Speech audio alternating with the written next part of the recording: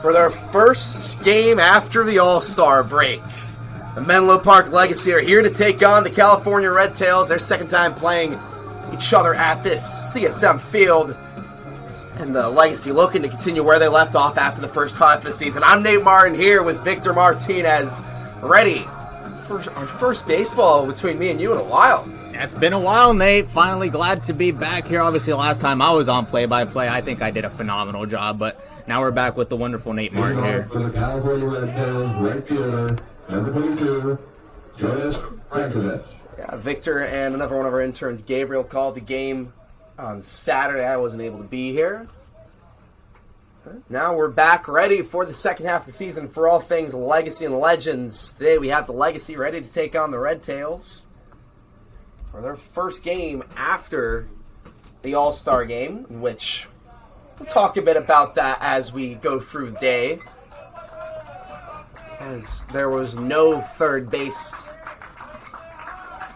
set on the field. We now have that, so we are ready to start.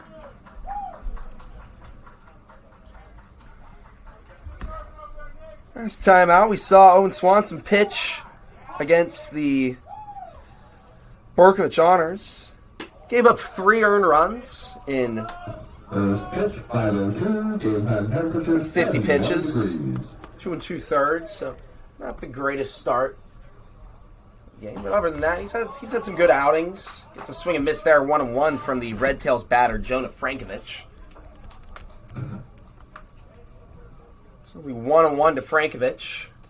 That one high and hit him inside. When the first batter is on. Owen Swanson, not how you want to start your day.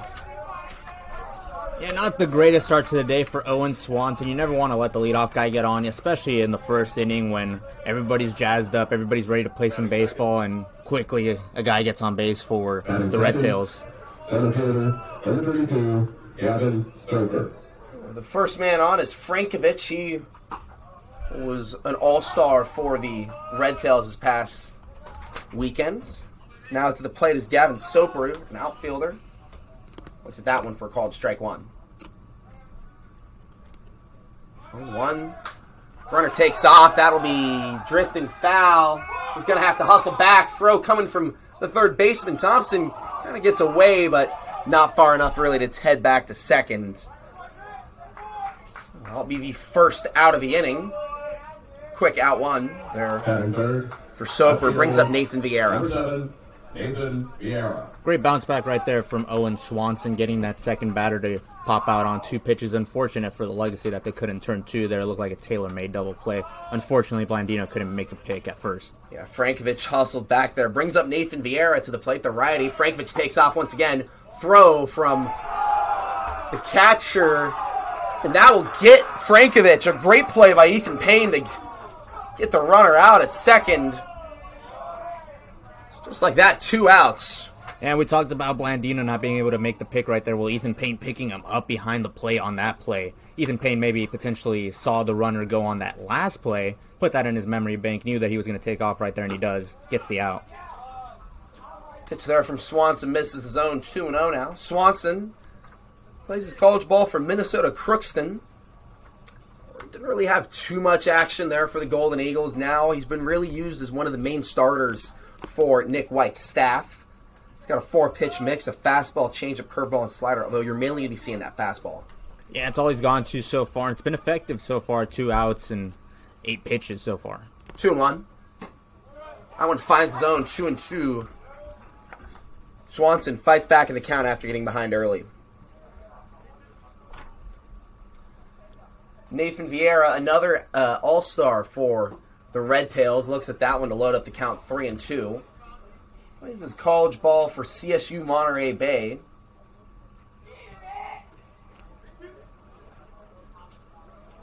Swanson, full count pitch, digs in, and that one will be strike 3 looking. Great hitting there for Owen Swanson. As that brings up the top of the order for the Legacy, Trinidad, Baker, and Wong to the plate.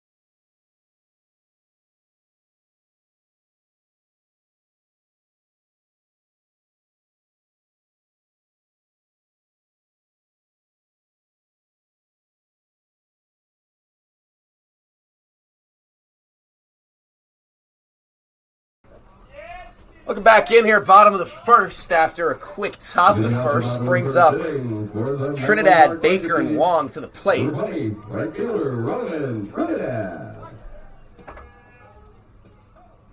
The mound here is Chaz Veely. First pitch called for ball. 1-0. It'll be Trinidad, Baker, and Wong up to the plate. Starting off with Roman Trinidad. Just wrapped up his senior season at St. Francis. Now committed to Cal. As that one drops 1-1.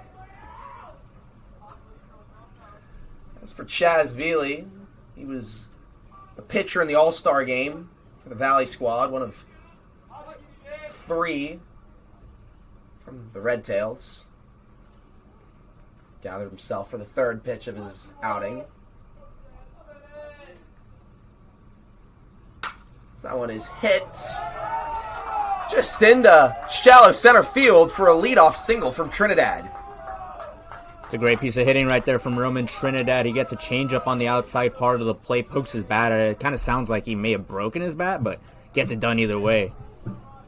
So the leadoff man is on. Number 24, Kieran Baker. Brings up Baker, the DH. Baker, another one of the younger guys on the roster, entering his freshman year at CSM this upcoming fall. And the leadoff man, Trinidad, clearly in the back of the mind for Chaz Veely. Yeah, and why not? Trinidad has been an absolute demon on the base paths this summer. So it just makes sense. Kind of one of the, MOs about the legacy squad is that they like to steal bases. The Redtails have faced them before. They know that. Their guys were just playing for Nick White in the All-Star game. They know how he likes to coach, how he likes to have some fun in the dugout. As that one is hit into opposite field. A great piece of hitting there from Baker. Trinidad thought about digging for 3. Instead, holds up a 2. It's runners on first and second. Nobody out here in the first inning. Baker gets a pitch on the inside part of the play. Kind of jams him a little bit. Fists it into right field. Gets the base hit. And that's not easy to do. Opposite field, jammed pitch inside. It's definitely a skill, especially when you get a pitch on the inner part of the plate. Something you practice all the time, setting up the tee, in on the hands, making sure that you're able to get the barrel to it. Not necessarily getting the barrel to it there, but is able to get the job done with the base hit. So that will bring up Tyler Wong, one of 5 All-Stars in this legacy lineup tonight. He's been one of their best hitters this season, always writing clutch hit after clutch hit. First pitch from Veely. Kind of slows it down, takes his time. It comes, misses the zone 1-0.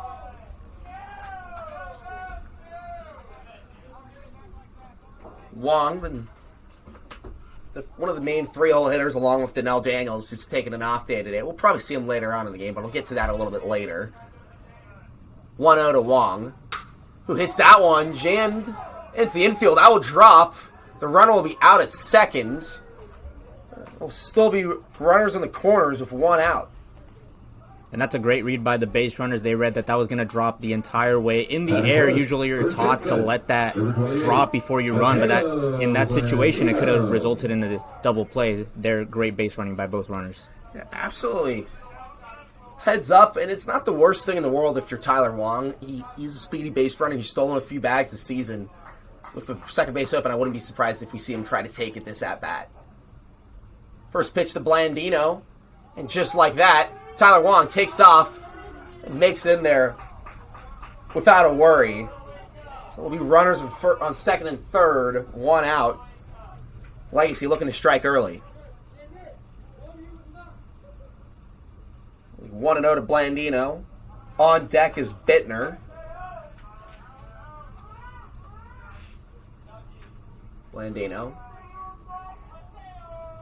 As the pitch hits that one, over to third. Run will score. Blandino will be out at first. It'll be 1-0 here to the Legacy after the fielder's choice. Yeah, and that's a great piece of hitting right there by Matteo Blandino. He gets a changeup right there. It's kind of interesting. Chaz Veely so far has really liked this changeup, especially even against right-handed hitters. Usually you see that against lefties. So far, a lot of changeups to righties, and Blandino just kind of puts his bat out there, gets the ball on the ground, gets the run in. So that will bring up Kyler Bittner. And he is going to be the first of 3 players in a row. That will be Kyler Bittner, Ryan Farr, and Nick Thompson. That will be attempting to play all 9 positions in 9 innings tonight. Yeah, scorer's worst nightmare for sure. But a joy to see if you're just a fan of the game. I mean, it's not every day you see something like this from anyone, let alone 3 guys in the roster, in the lineup. Yeah, Nick White's going to have some fun today. He was in here before the game started. He let us know that. He let us know that he was going to have some fun with his players today. All of them who have played all over the field the entire summer are going to get a chance to play all 9 positions today. That one is hit high into shallow right field by Bittner. Will be caught for the final out of the inning. 1 run comes across the plate, but the Legacy could have done a little more there. It's 1-0 heading into the top of the second.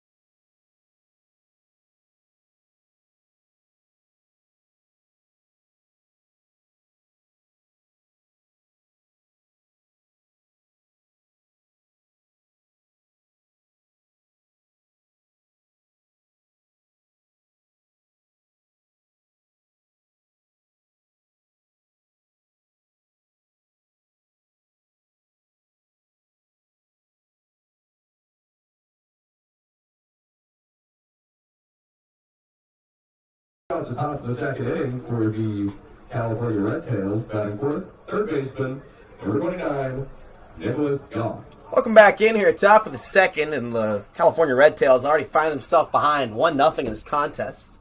First pitch from Swanson to Nicholas Goff. That one will find his own 0-1. And so we were kind of talking about it a bit in the bottom of the first. But Kyler Bittner, Ryan Farr, and Nick Thompson will be playing every position today in the field in 9 innings. And so they started the day. Bittner started out at short. Farr started out at second. Thompson started out at third. Now Bittner's at second. Farr is at first. And Thompson's at short. I hope you were keeping up with me here. That won't be the easiest thing in the world to follow, but we'll do our best to bring it to you. 1-2 to Goff. Swings and misses at that one for the second consecutive strikeout by Owen Swanson. Good to see the strikeout stuff working from Swanson today, huh? Yeah, I love to see that from Owen Swanson. He threw a good changeup right there to set it up. Goes back to the fastball. Pretty similar movement profiles. And maybe the speed differential caught up to the hitter Goff right there. So that'll bring up Matt Garcia. Who looks at that one for a ball, 1-0. Changeup is kind of the main pitch that Swanson uses other than his fastball. It's the call there, 1-1. Low in the zone on the fastball there. Yeah, and between Swanson and Valet, you're going to see a lot of changeups today. 2 very good changeups, I will say. Both of them have shown the ability to throw them for strikes so far. 2-1 now to Garcia.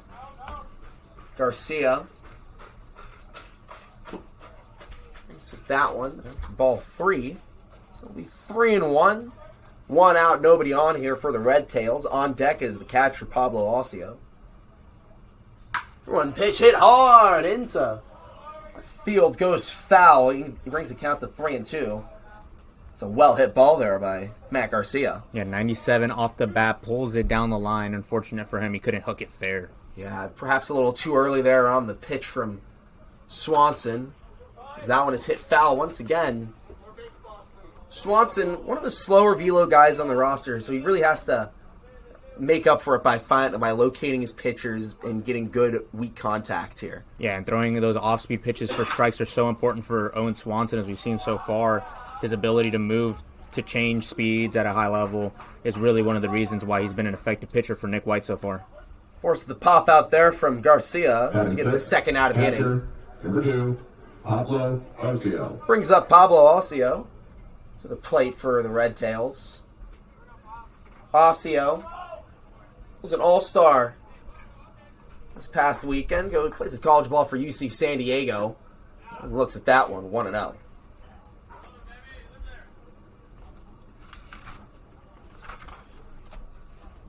Note to Ossio, who hits that one over to second, fielded for the final out of the inning. Kyler Bittner makes the play there Nothing across for the final out of the inning. Already getting shuffled around the infield. That doesn't matter. He still makes the play. No runs come across the plate for the Redtails. It'll be 1-0 entering the bottom of the second.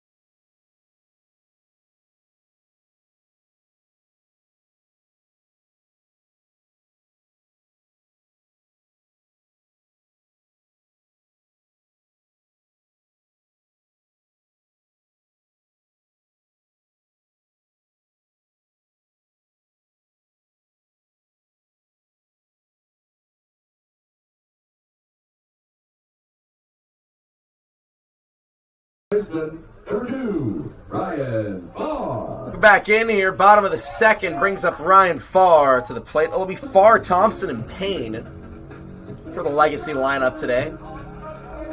Farr announced as first baseman. He will not be staying there. We'll be playing all 9 positions this game. First pitch to Farr, looks at that one, 1-0.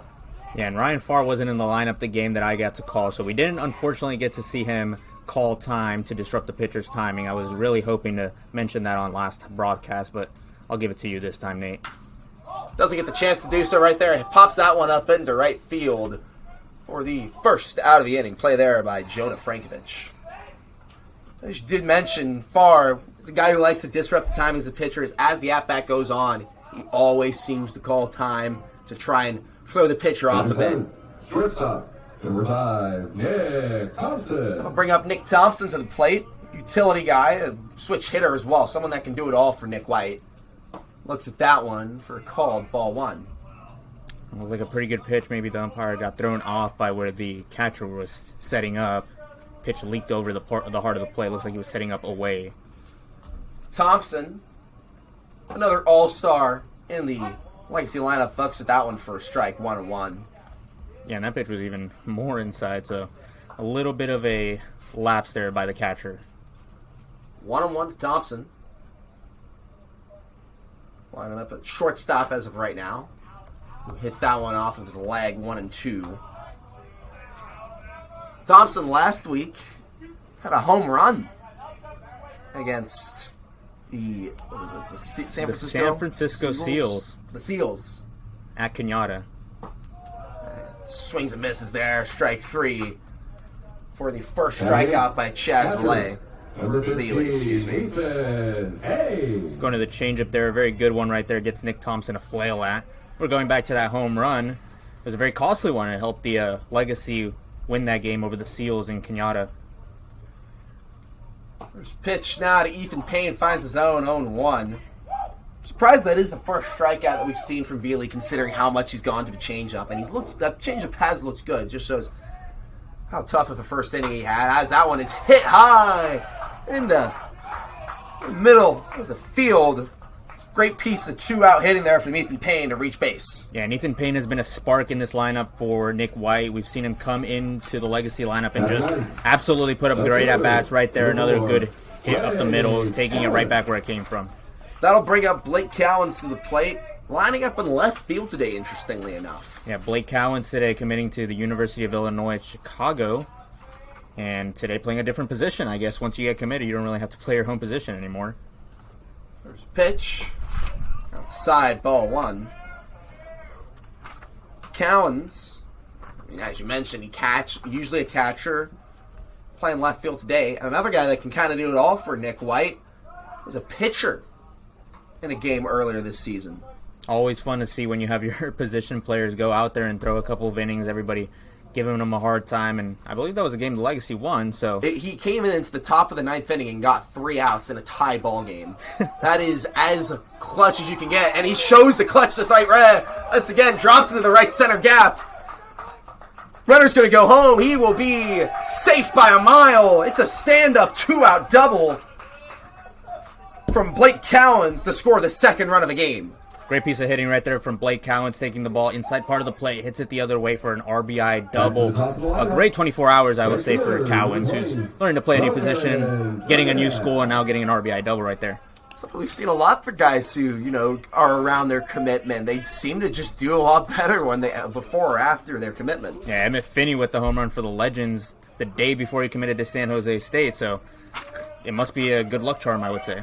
Now saying that from Cowens, as that'll bring up the top of the order once again. Trinidad looks at that one for a strike. 0-1. Cowens as well, like to add on to his great 24 hours, was a all-star for Legacy, played in Sunday's all-star game. So just really having a great couple days of baseball, huh? That one misses the zone. 1-1 to Trinidad.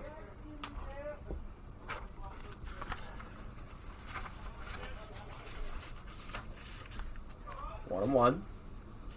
Veely, who after getting 2 very easy outs, I would say, now under a bit of pressure here with 1 on, 2 outs with a run already across the plate. Yeah, this isn't an easy guy to get to, like you mentioned at the top of the broadcast. This guy was an all-star for the BACL for the Redtails, one of their 3 all-stars, so he definitely has some of the better stuff we've seen from an opposing pitcher, maybe some of the best stuff we've seen from any BACL pitcher, including the Legacy. So really surprising and really good for the Legacy to go out and get to this guy right here. Soon 1, 2 out, 1 on. Looks at that one high, ball 3. Good eye there from Trinidad. Trinidad in the spring had a great season at St. Francis. He was all WCAL first team, all Bay Area second team. Was named one of the top 40 high school baseball players in the Bay by West Coast Preps. As Veely steps off there. Slowing things down. That's something we've seen from Veely today. He likes to slow it down when he's under a bit of pressure. 3-1. Hit over to second base. Trinidad trying to beat the throw. Will not. That's the 3rd out of the inning. 1 run comes across the plate. Legacy now hold a 2-0 lead as we enter the top of the 3rd.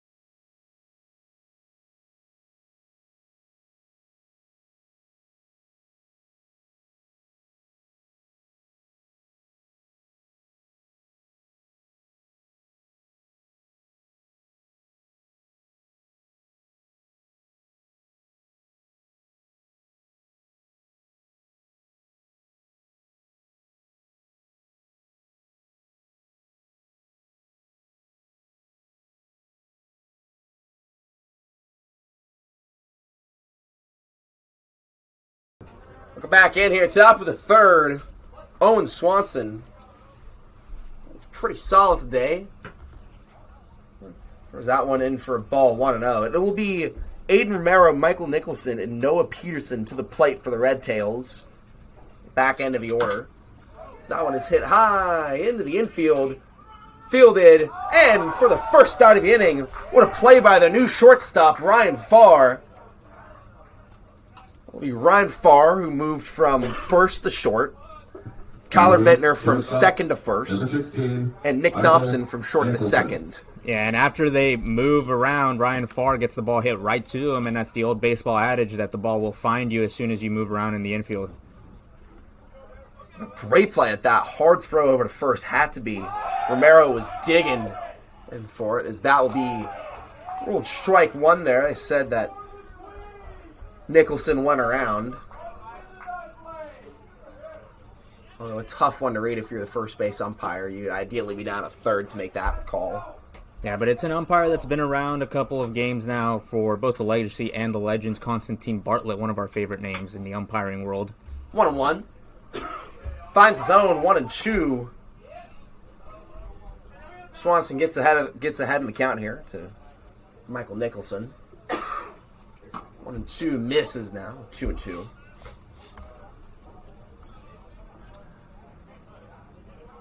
Swanson played his high school ball for St. Francis. Probably the most common high school out of any guys on the roster. The count is now loaded up 3-2. Hit high by Nicholson.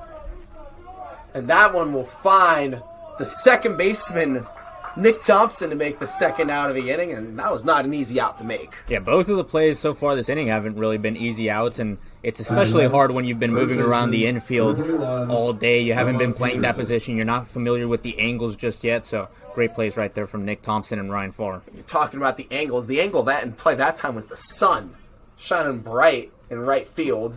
Something that Thompson was just able to deal with. Didn't exactly find the ball. Made a bit of an acrobatic grab to get the out. But 2 outs, nobody on here. Brings up the 9-hole hitter, Noah Peterson, who hits that one down the first base line, drifts foul, 1-1. And we almost got the old 3 plays for the new 3 players that moved around on the infield right there. As Kyler Bittner almost made a play on that one. Yeah, really dove for it. Stretched out, but it went foul. 1-1 to Peterson, the lefty. Looks at that one, 1-2. And that changeup was just crazy looking from back here. It looked like it started at the hitter's head and it dropped into the strike zone. Great pitch right there from Owen Swanson. 1-2, goes way out there. Brings the count to 2-2. That's another thing that stood out to me about Swanson today, is that he's been really good at getting strikes looking. Maybe, you could blame that on a bit of an extended zone from the umpire. But at the end of the day, he's kind of jamming up hitters here early. Yeah, and if the umpire is going to give you the call, you got to take it. It's an important part of being a pitcher is keeping in your memory bank what parts of the plate the umpire is calling a strike. 3-2 hit into opposite field. That one's going to drop foul. We'll do it once again. As the game goes on, this is the last hitter of the first, and through the order of the Redtails for the first time. Do we start to see the Redtails lineup starting to swing more at these pitches that are getting called for strikes? Yeah, and it forces you to be, as a hitter, adaptive to what the umpire is calling. If you can't just take that pitch if the umpire is going to call it a strike every single time. And that time, not rolled a strike. It's a walk for Peterson with 2 outs. Swanson lets on his second batter of the day. Back to the top of the lineup, right fielder, number 22, Jonas Frankovic. So that'll bring up the top of the order, Jonah Frankovic. Last time saw Frankovic, he got hit by a pitch before getting caught stealing. Swings and misses at that one, 0-1. We mentioned, the Redtails is going to be their second time seeing Swanson. Frankovic really didn't get that much of a shot. Only really saw 3 pitches before getting hit by one in the arm. Looks at that one for a ball, 1-1.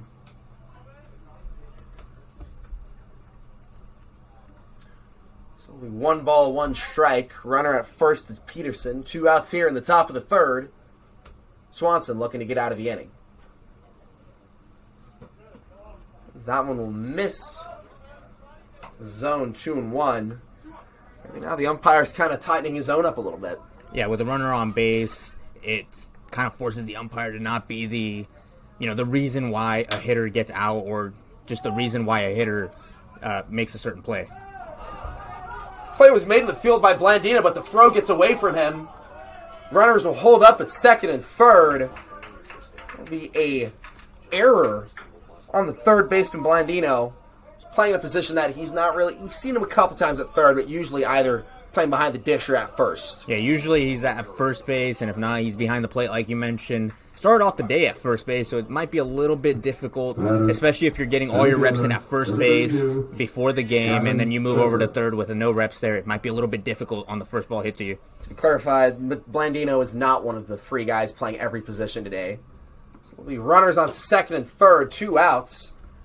You saw it last time in the bottom of the second where Veely gave up a run with 2 outs and kind of extended his inning a little more than he needed to. Now Swanson might be doing the same here. First pitch misses the zone, 1-0 now. Second pitch of the at-bat that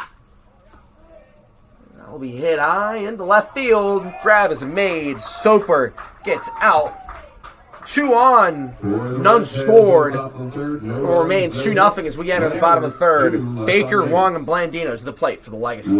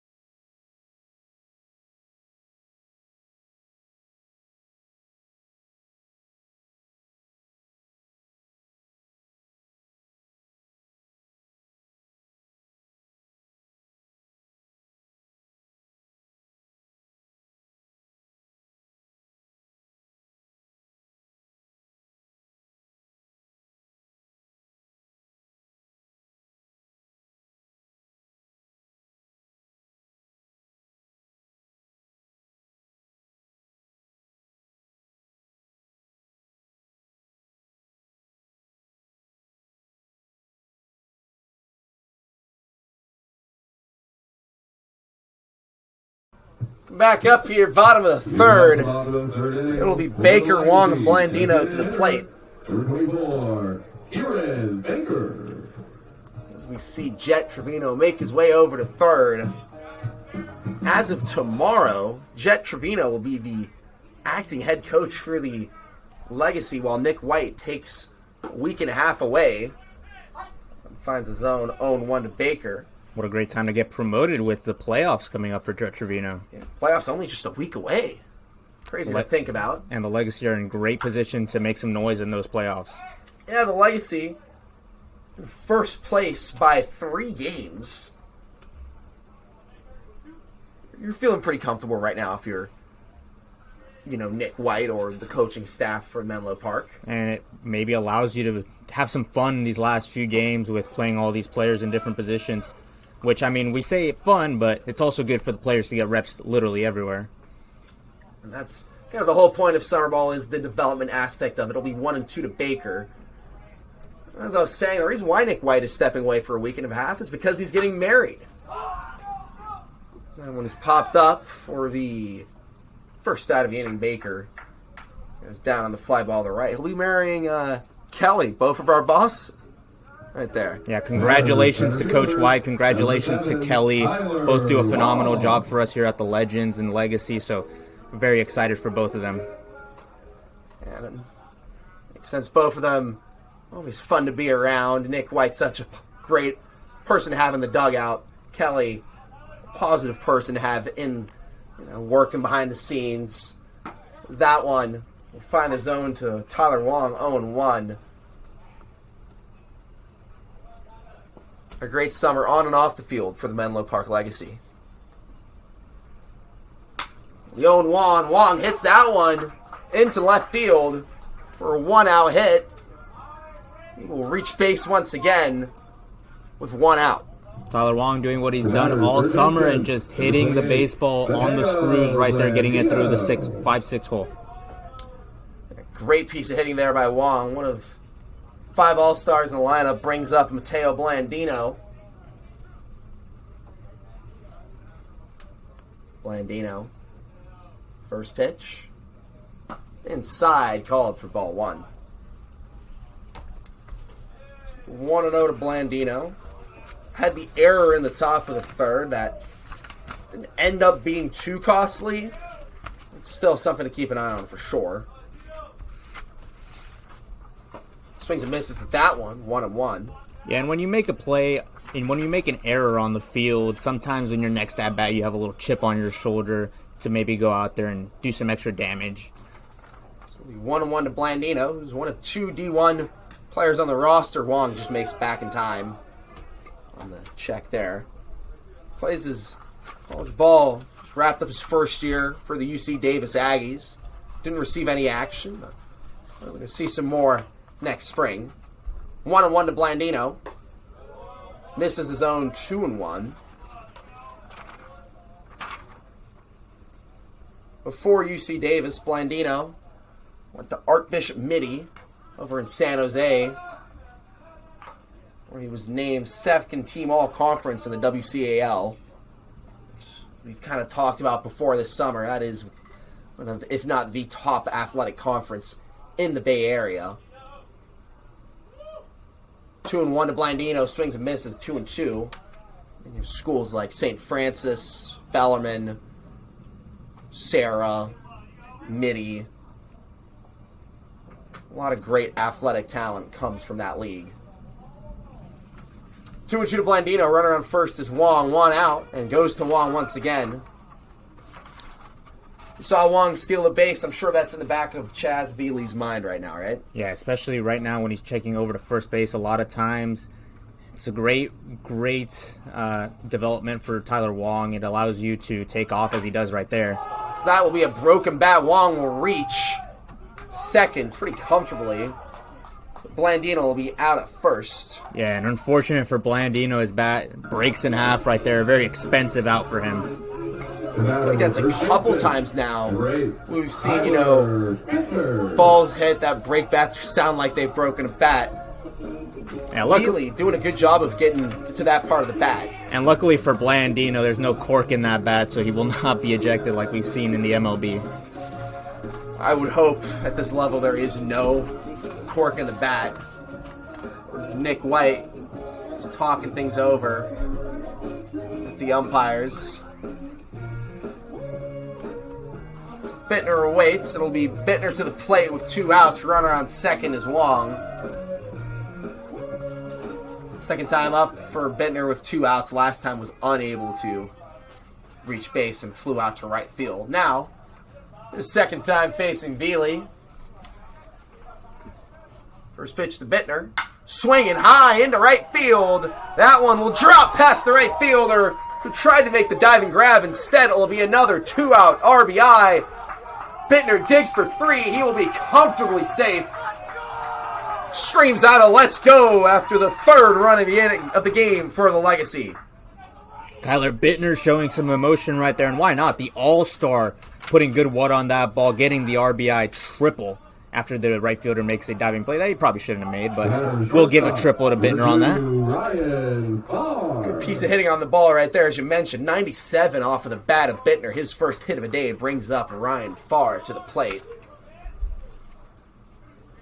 That's the second straight inning for Veely where he's given up a run with 2 outs. What's going through your head there as the pitcher? Well, that to me is just a lack of concentration. I mean, as a pitcher, you got to be out there and be ready once you take the mound, knowing that you have to go out there and get 3 outs. And a lot of pitchers these days now with 2 outs, they just get unconcentrated. They don't really understand that they still have to get that last out. Even though you got 2 outs, you're not through the inning just quite yet. 0-1 to Farr. Veely looking to get out of the third here. Time is called by Farr. There it comes. Something that he does most at-bats when he gets the chance. Early in that one after the first pitch, trying to throw off Veely. Yeah, he didn't do it in the first at-bat, so he had to do it the second time. Got to get his quota in. 0-1. Finds the zone 0-2. Obviously didn't throw off Veely enough. 0-2. Runner on third is Bittner. 2 outs to Farr.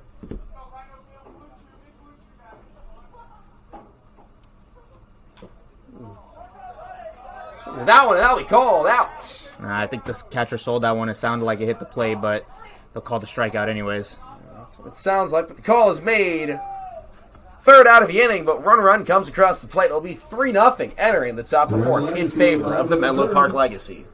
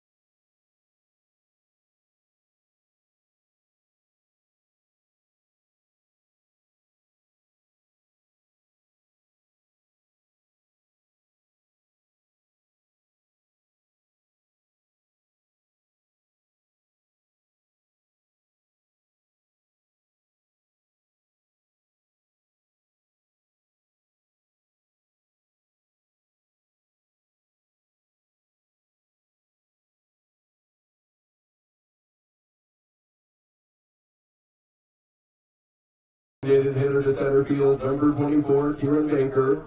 Number 7, Tyler Wong moves from center field to shortstop.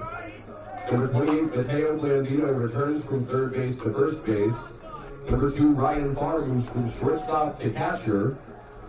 Number 5, Nick Thompson moves from second base to left field.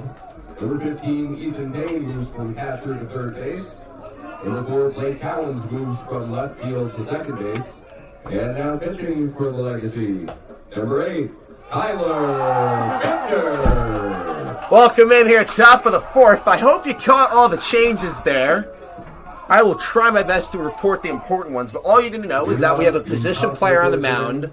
It is Tyler Bittner, Number 7, Nate Vieira. who is pitching here. He'll be throwing to Ryan Farr.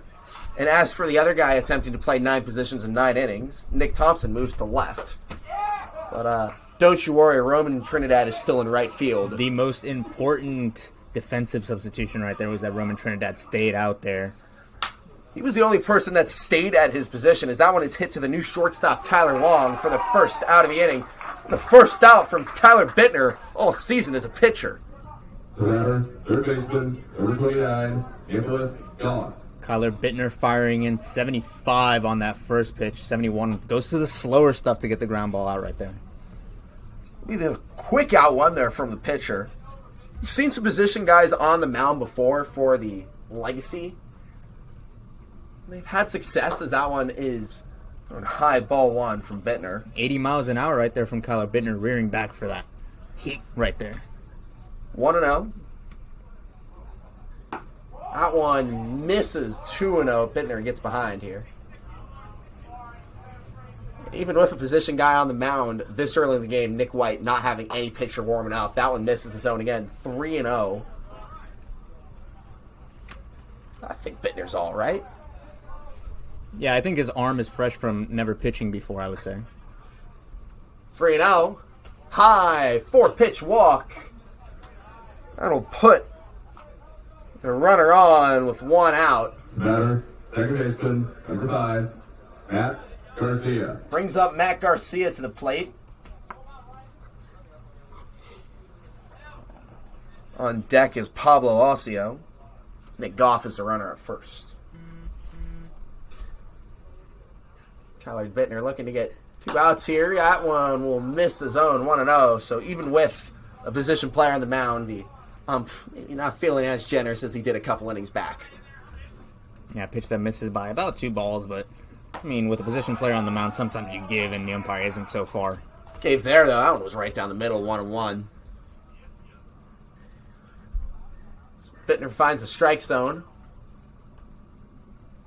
1-1 pitch, hit high, foul, 1-2.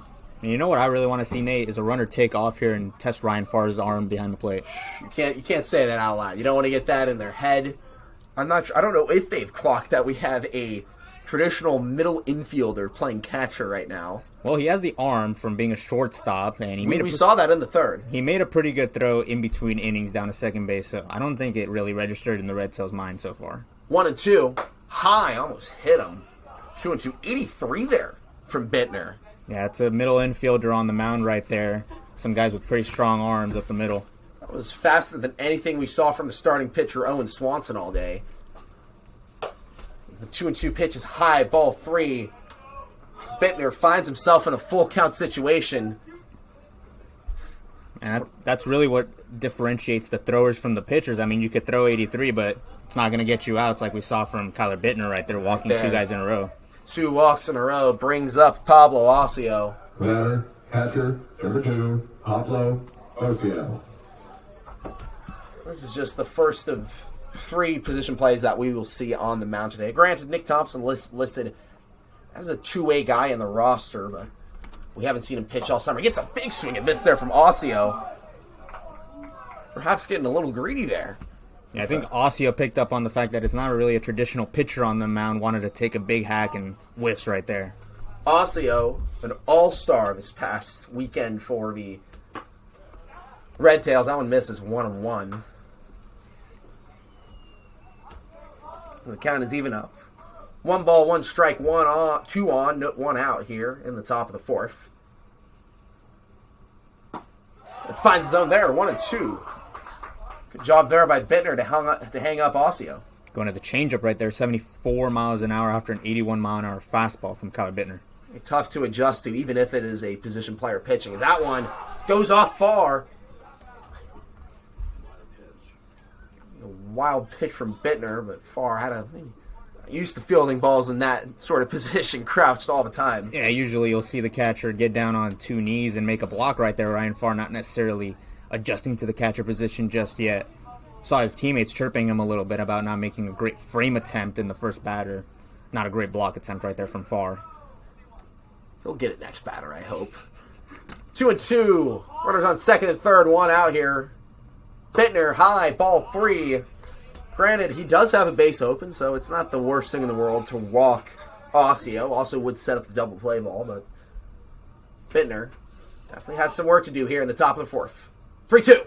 Hit high into the field. That one will go past the shortstop from the third for the second out of the inning.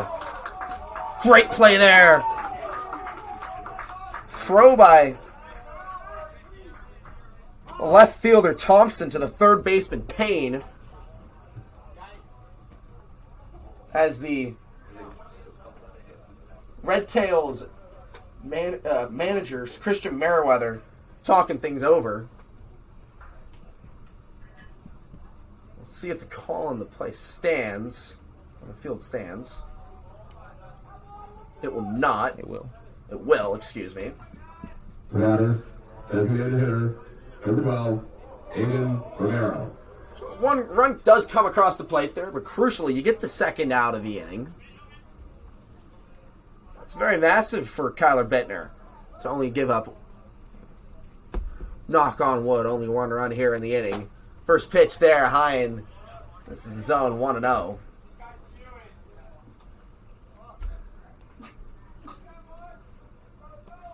Brings up Aiden Romero, the DH.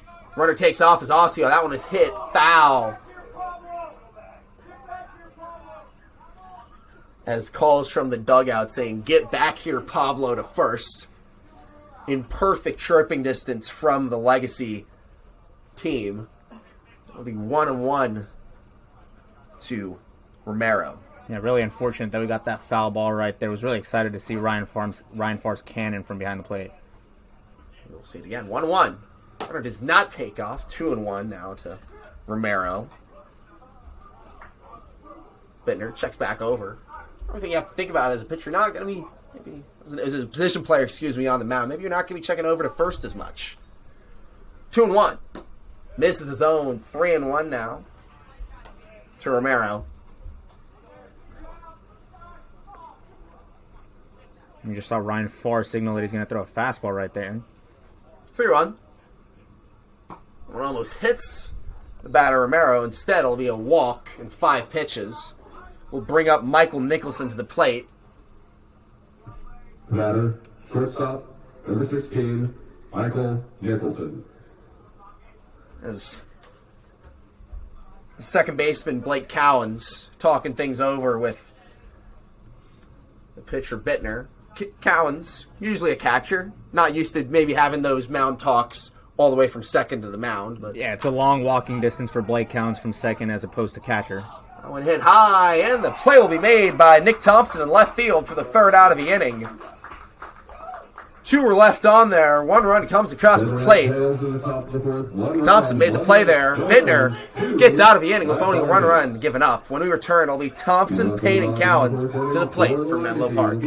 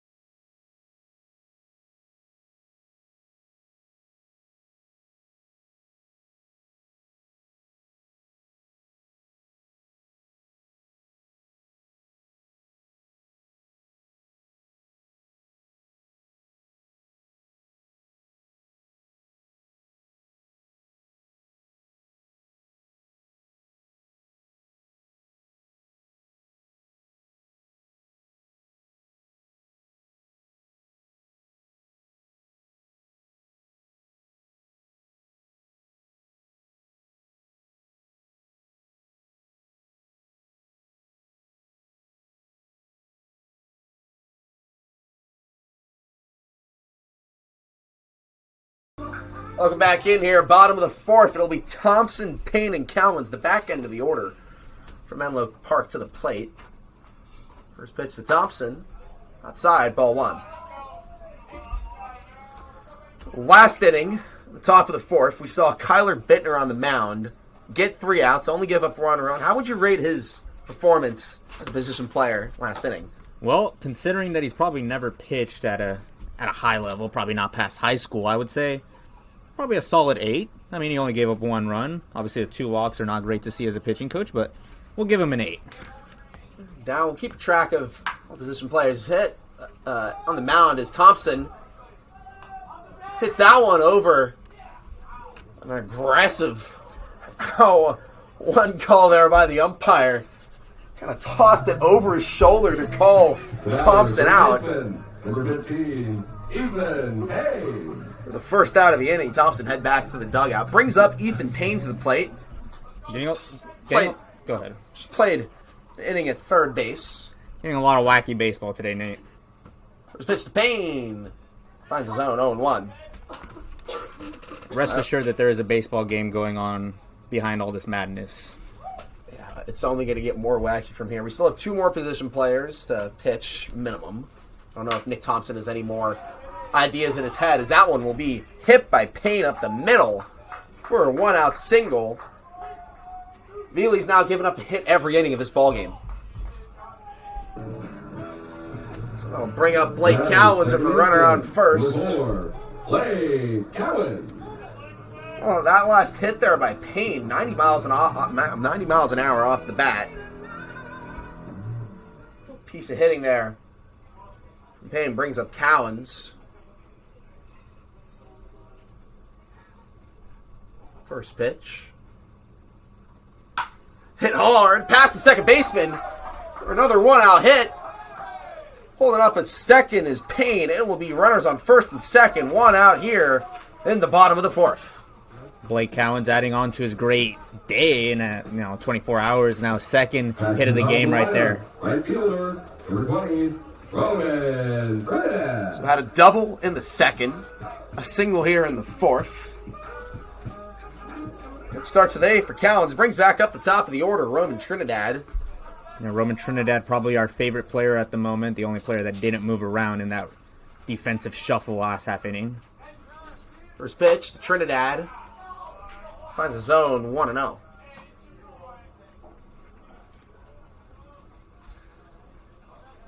Runner on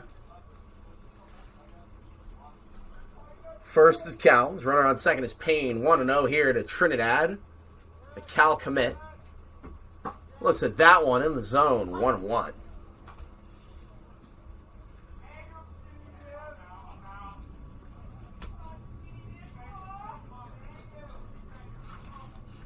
Playing right field. As mentioned, the only player not to have a defensive change last half inning. We'll see if that remains the case. He will at some point have to come out to make way for Bittner, Farr, and Thompson to play right each. Swings and misses at that one, 1-2. Trinidad behind the count, looking to come back here against Veely. He's given up a run in every inning so far. And that one will find his own strike 3, looking for the second out of the inning. A great changeup right there from Veely. Absolutely buckles Trinidad a fastball or a pitch that looks like it's going to be a fastball over the heart of play, and then drops a lot to get the strike 3 call right there. So that will bring up Kieran Baker with 2 on, 2 out here. As time is called, the catcher Ossio wants to talk things over with Veely. There is some arms warming up in the Redtail bullpen. Ossio, quick mound visit, heads back to the plate.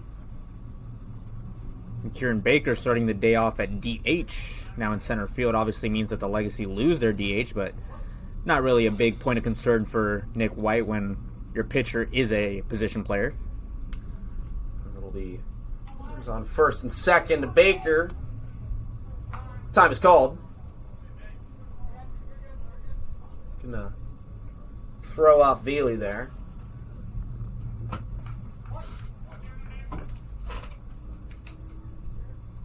Pitch to Baker, high, ball 1. Baker coming into play at CSM next spring.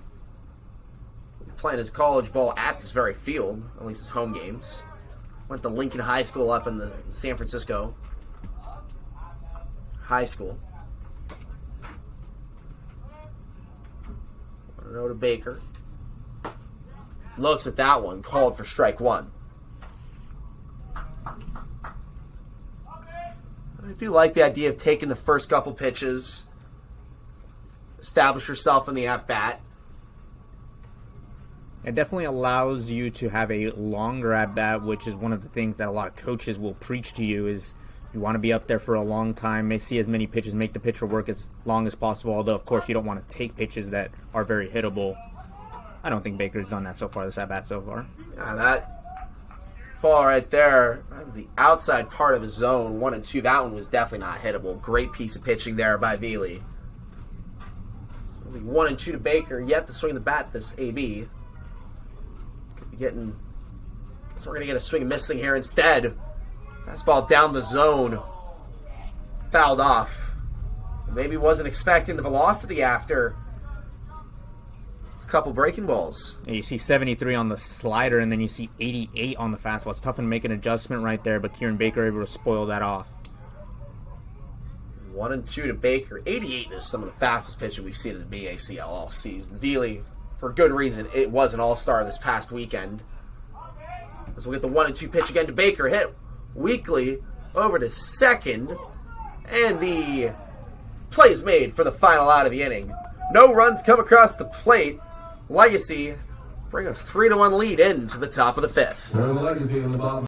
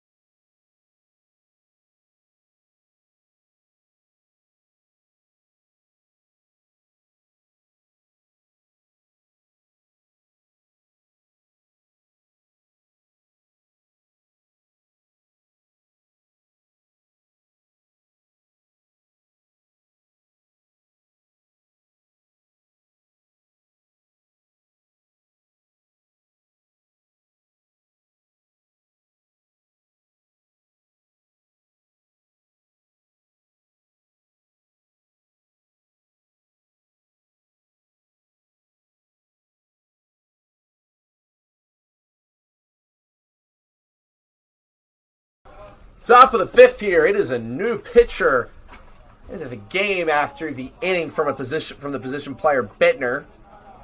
It's Ryan Farr on the mound. Yeah, and something that I'd be really interested to see from Ryan Farr. I want to see somebody step out against him, see how he likes a little taste of his own medicine right here. So now we'll bring out the Redtails. Also, we'll go through some of the other defensive changes. Bittner goes from the pitch from the mound to left field, and then Nick Thompson goes from left field to catcher.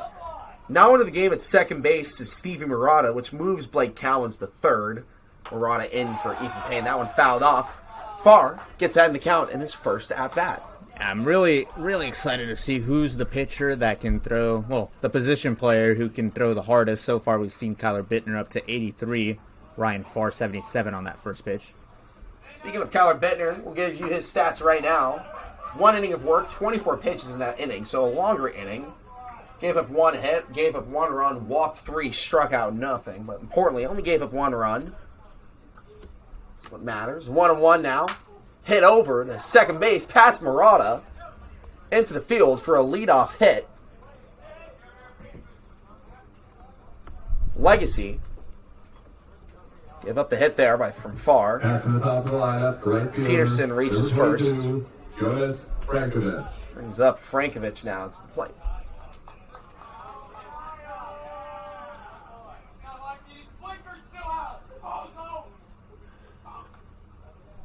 Frankovich looks at that one high, ball one. This will be the first All-Star that Farr is facing today. Frankovich was a utility player, also a pitcher, mainly an outfielder though. Plays his college ball for CSU Monterey Bay. Looks at that one high, ball two. 2-0. Goes the Eufus. Gets a swing and miss, 2-1. A pitch so slow that not even our track man picked it up, but it will go down as a swing and a miss right there. 2-1. Speeds it up again. A hit into right field. And that will drop for a hit. And that will be out at second. Play made by Roman Trinidad. Was playing deep out there in right field. Had to run over. Picked it up off the ground. Throws out the leadoff man, Peterson, at second for the first out of the inning. Gavin Stoker. So Farr gets his first out of the inning. Goes sidearm there. Gets past the catcher, Thompson. I don't know if any catcher was making that grab. Yeah, you basically have to be a hockey goalie to make that play right there, and especially not a catcher that's probably never played catcher, at least not at this level. Thompson, listed as a utility guy, going to the same pitch again. I got the swing and miss. That was a high ball, too. 2-0 early here to Soper. Goes to it again, gets the pop-up. Wong tracks and makes the grab for the second out of the inning. When the ball is going in that slow with that much vertical drop, you could think it's easy, but it's actually pretty hard to do. Yeah, I mean, your eyes light up when you see a pitch that goes very lollipop style into the plate, and you get antsy. I mean, you want to swing at that pitch badly, and it's really tough to stay back on something like that. So 2 outs here from Farr. Gets the call. Strike one. Good pitch there by Farr. It's a Vieira, the left fielder. 0-1. Hit over to third. Play made. The final out of the inning. That was Blake Cowens, the catcher, making the play over there at third. So no runs come across the plate there. Farr leaves the mound with no damage done. It will be 3-1 entering the bottom of the fifth.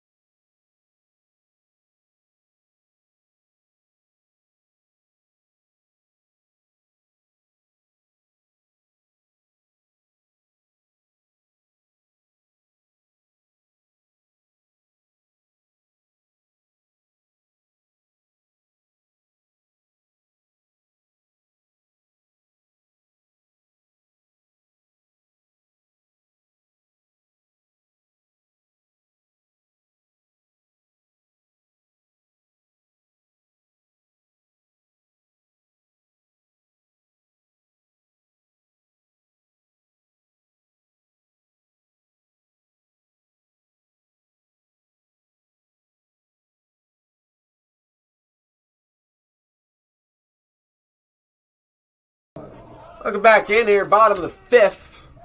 3-1 lead for the Menlo Park Legacy. It'll be Wong, Blandino, and Bittner to the plate. The last half inning, Ryan Farr gave up no runs in his time on the mound. How'd you rate that pitching performance? Well, I'd have to give it a pretty high score. Can't quite give it a 10 because he did allow a runner on base, but I think we'll be able to give him a 9.5 on that one. Pretty good outing for Ryan Farr, I would say.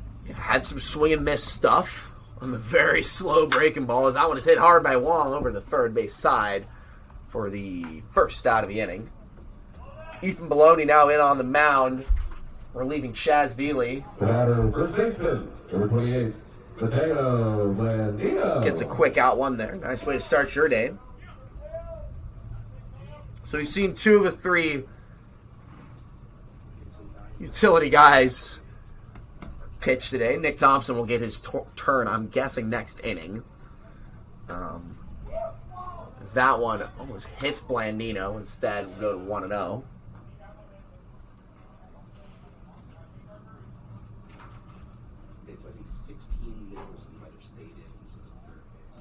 Want to know to Blandino, swing and miss there, 1-1. Another high velo guy here for the Redtails. That was 86 on the fastball from Baloney. High velo and high spin rate. 2,500 rotations per minute on that fastball for Baloney. Blandino hits the ball over to short for the second out of the inning. I feel like you've gotten 2 hard-hit ground balls that just go right to infielders to get outs. Wouldn't be too discouraged there if I'm Wong or Blandino. Those are 2 great pieces of hitting right there, and like you said, the outcome is not there, but you got to stick to your approach. Those 2 hard hit balls is definitely what you're looking for, maybe in the air next time instead of on the ground. Brings up Kyler Bittner to the plate. This pitch looks at that one for a strike, 0-1. And Nate, that's kind of how baseball goes sometimes. I mean, you bring out your 2 best relievers, or your 2 best pitchers, probably the guys that are throwing the firmest for the Redtails, and the Legacy are throwing literal position players out there on the mound. And, well, the score is 3-1 Menlo Park, so just kind of how baseball goes sometimes. Yeah, but I have to say, though, I feel like Chaz Veely had a great 4th inning. Ethan Baloney got 2 quick outs here now. Brings up Bittner. To be fair, the Legacy have done a very good job with 2 out hitting. That will find his outside of zone for a ball, 2-1. Sometimes, it's just, as you said, it's just baseball. Sometimes things that should be working for you aren't, and things that shouldn't be working are. That one misses his own. 3-1. Baloney gets behind here to Bittner. Kind of the beauty of the game, really, and a lesson for a lot of players. Sometimes you do the right thing and you're not rewarded, and sometimes you do the wrong thing and you are, so you can't really always go by results. Instead, you got to go by the process. And there for Baloney, after getting 2 quick outs, lets Bittner reach base on a walk. Runner on first. Pitcher, number 2, Ryan Farr. Brings up Ryan Farr to the plate. Farr, introduced as the pitcher, just had an inning where he only gave up a hit, or only threw 12 pitches, walked nobody, gave up no runs. As we said, a great outing from him, who hits that one hard over to second for the final out of the inning. Another hard tossed out there by the umpire in the field.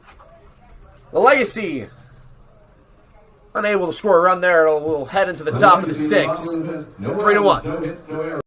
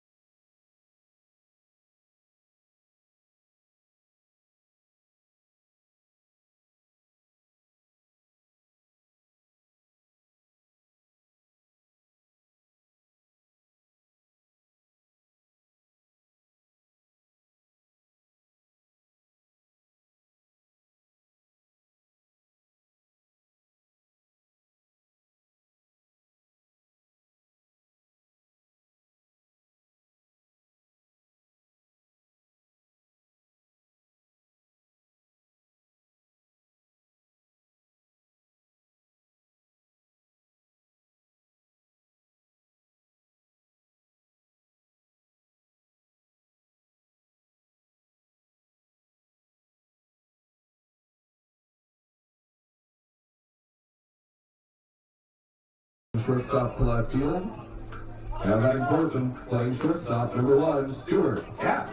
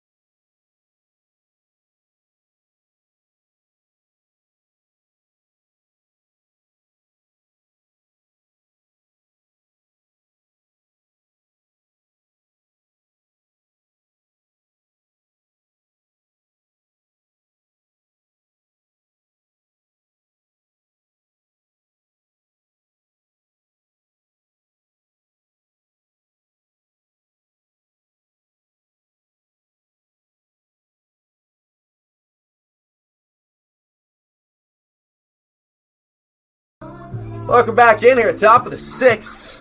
We're getting our third of the 3 position guys into the game. Nick Thompson pitching. Number 29, Nicholas Goff. Kyler Bittner will be catching for him. Farr moves over to third base. Into the game for Blandino at shortstop is Stuart Cash, which will move Farr to third base, as I said. Murata still at second, Cowens at first. First pitch. There, strike. Fouled off there. 0-2. Thompson gets ahead of hitting this count very quickly. Yeah, Nick Thompson, the one that actually has pitched before at the collegiate level, pitched for San Francisco State. Bringing the heat a little bit. 85 on those first 2 pitches, already faster than we saw from Bittner or Farr. 86 on that one right there. Try to get the first strikeout of the day for the position players. Although, as you mentioned, it might not be fair to call Thompson a position player. Two-way guy. That one almost hit Goff. Instead, it'll be 1-2. Excuse me, 2-2.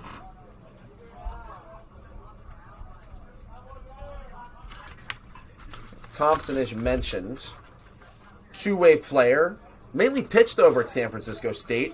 At Cabrillo Junior College was mainly a hitter. Now in the portal, so maybe looking to do a little bit more hitting than he did at San Francisco State. A little bit more pitching than he did at Cabrillo. Really providing the versatility that he's provided all summer for Nick Whiteside. Yeah, Nick Thompson, like we mentioned, is just a guy who can literally do everything. I mean, he's pitched, he's hit from both sides. It's really interesting to see a guy like this that's literally can do anything on a baseball field. It's very rare. And not only, he can hit for contact, but he also has some power. Had a home run last week. The San Francisco Seagulls walked the leadoff man there. So we'll put Goff on first. Number 5. Brings up Matt Garcia to the plate. Yeah, we sound like the Nick Thompson fan club up here, but it's very rare to see. I mean, even in the big leagues, you have Shohei Ohtani doing stuff like this, but he's not playing every position on the field. He's also not a switch hitter, as that one hit over to short. Double play, not really an option there. Instead, play made by Stuart Cash.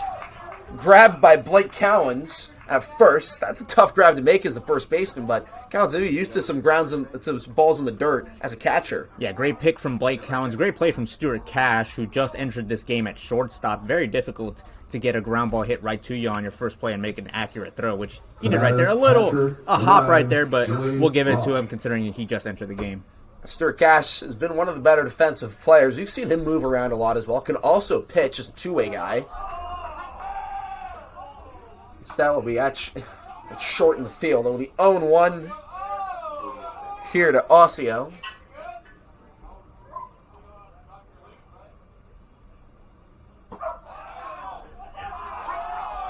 That'll be a strike there.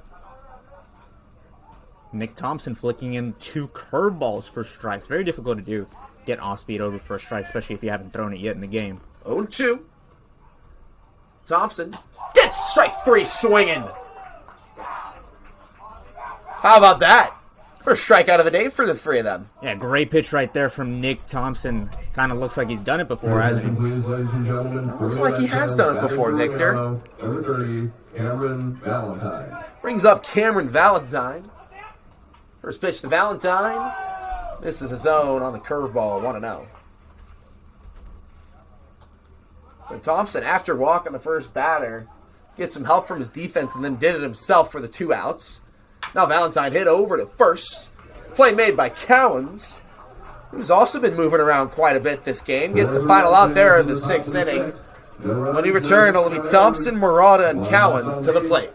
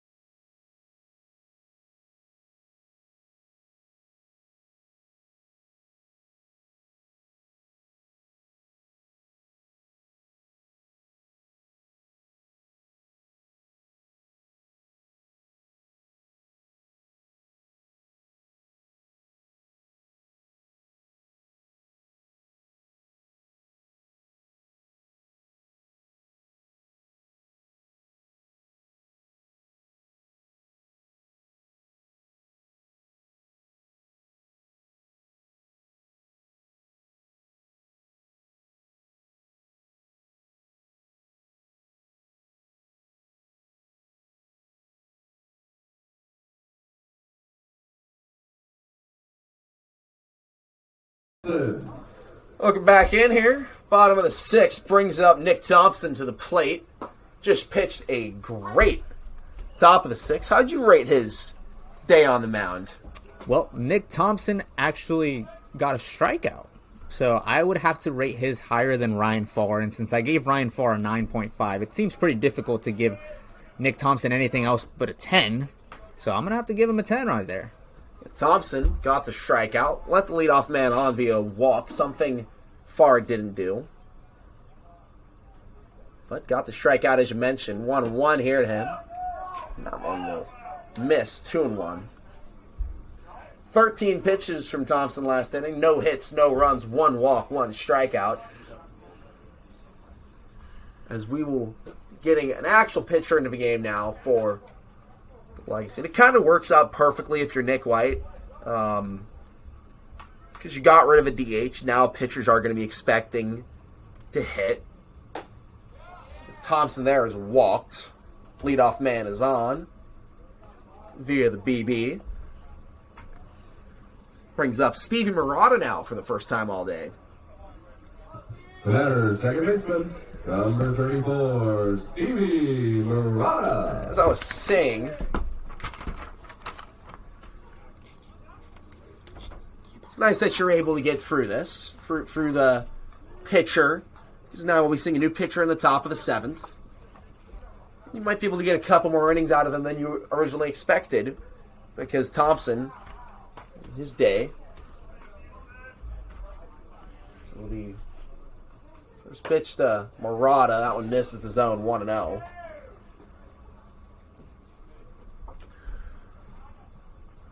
One will to Murata. Plays his college ball entering his senior season at CSU East Bay. Looks at that one for called strike 1.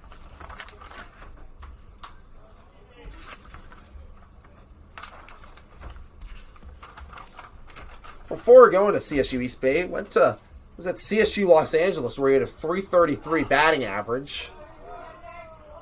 As Baloney steps off the mound there in a 1-1 count. Originally from Fremont, went to Washington High School. Seen too much action from him. But when he's coming, he's given some good pieces of hitting. Played some good defense. That one is flipped past the first baseman. Gets over his head. Catcher, though, able to cover.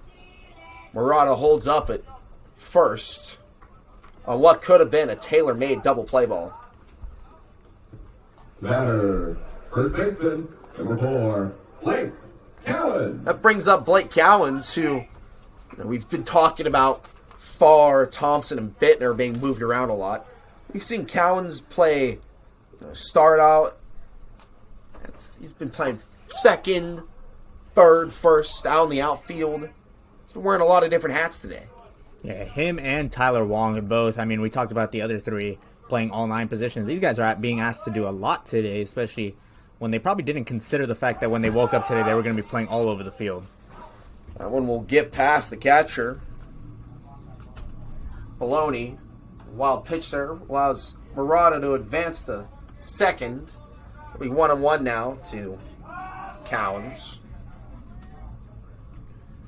Yeah, we're talking about, Cowens being asked a lot to do today. He's also pitched an inning, as mentioned earlier. Showed his little 2-pitch mix, a fastball and a slider. Looks at that one for strike 2. 1-2 now to the righty. Just announced his commitment today to UIC, Illinois Chicago, playing for the Flames next fall. 1-2. The Cowens hits that one high. Foul. We'll do it again. Cowens today as well. 2 hits, double and a single. And an RBI as well to add on to that. A triple and a home run away from the cycle. 1-2 to Cowens. Looks at that one for strike 3. Baloney gets the backwards K, brings back up the top of the order. Roman Trinidad to the plate. Right fielder, number 20, Roman Trinidad. The only player who started to not get moved around. Staying in our right field. This pitch high, ball 1. Trinidad with a runner on second.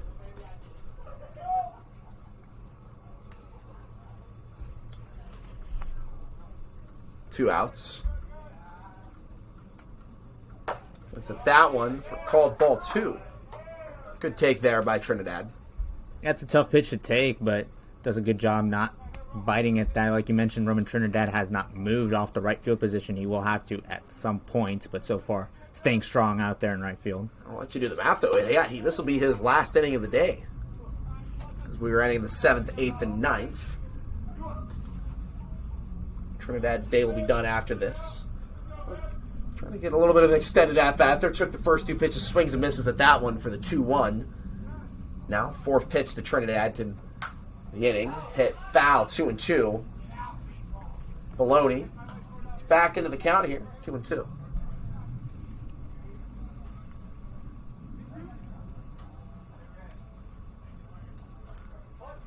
2 balls, 2 strikes, 2 outs. Runner on second.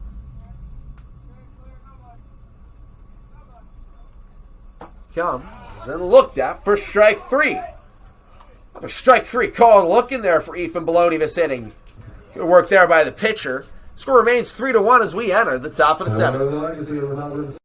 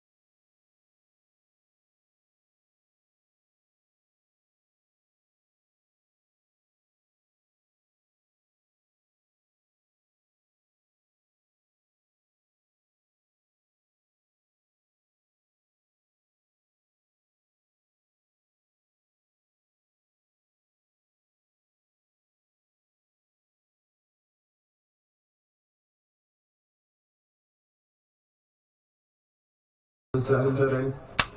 Third baseman, number 16, Michael Nicholson. Welcome back in here at top of the seventh. There'll be a new pitcher into the game. In fact, it's a new pitcher on the season. It's Ruben Rivera making his legacy debut from the first pitch from the lefty.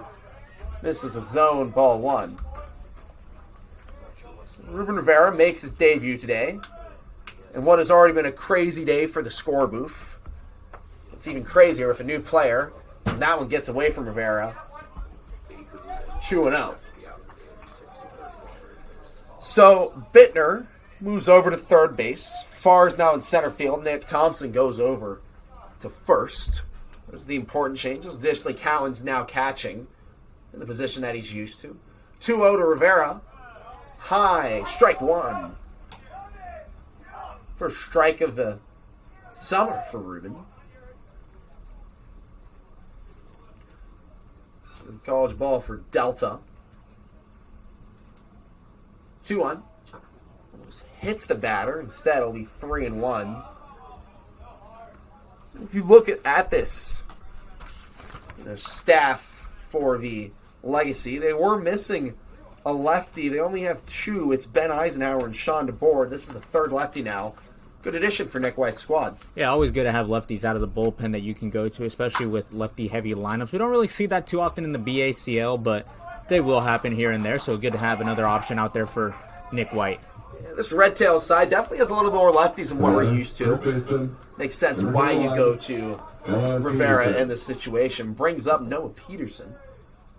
And there will be a few lefties. There will be some more fun to be had for the score booth in the bottom of the seventh inning when Ruben Rivera's turn comes up to the for him to bat. As Kieran Baker's now out of the game and Rivera goes in. So well, Rivera, that's a good point. He actually would be coming in for Baker. 1-0 now.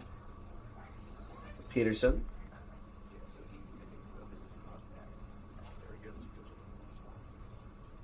That one gets away from Rivera. 2-0.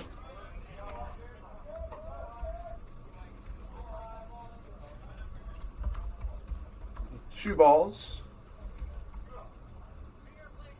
Strike.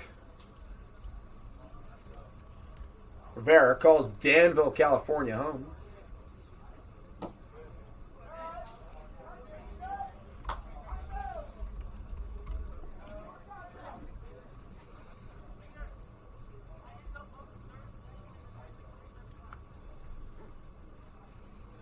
That one missed the zone. 4 pitches, 4 balls there. It's a 1-out walk. Rivera.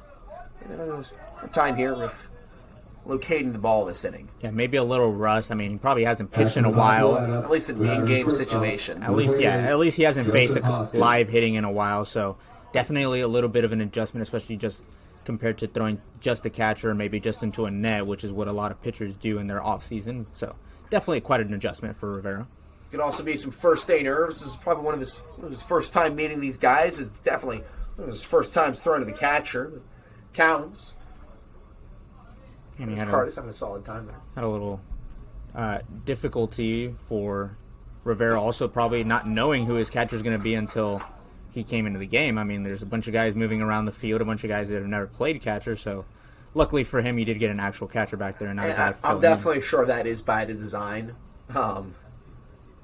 Cowens has been a great catcher this year. Was the catcher representative for the Legacy at the All-Star game. So far, we're seeing a really good changeup from Ruben Rivera. It's been one of the better changeups we've seen from a Legacy pitcher. So, obviously, one of the reasons why he's here pitching for Nick White's ball club. 1-2. It's away from there. 2-2 now. I'm also seeing some good velocity. 86 on that last pitch. Definitely one of the firmer throwers we've seen on the Legacy. So it's a good combination. High velocity and a good curveball. That's enough to get you some swing and misses and easy outs if you're Rivera. 2-2 now. Swing and miss there. Strike 3. That's his first strikeout of the summer for the Menlo Park Legacy.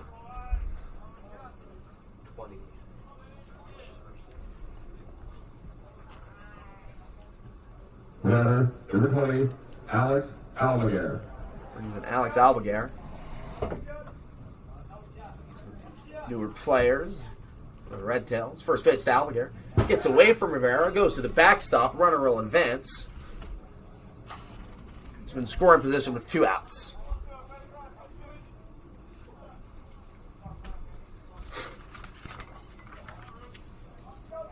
So for, Bittner, Farr, and Thompson, really the only things they have to do now is just move around in the outfield.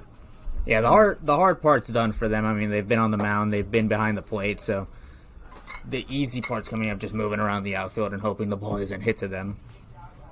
2 balls, no strikes, 1 on, 2 outs here.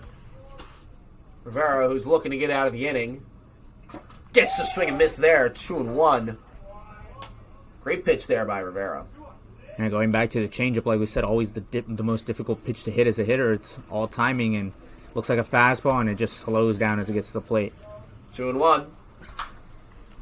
Beast. Foul ball evens the count, 2-2. Good job by Rivera coming back in the count there. Yeah, it starts off with 2 balls and then throws 2 changeups. It looks like his favorite pitch to go to. It definitely looks like his best pitch. So really good job right there, getting back into this count, making sure that runner on second base does not advance any further. 2-2. Rivera. This is the zone. 3-2 now. Here's the San Joaquin Delta College.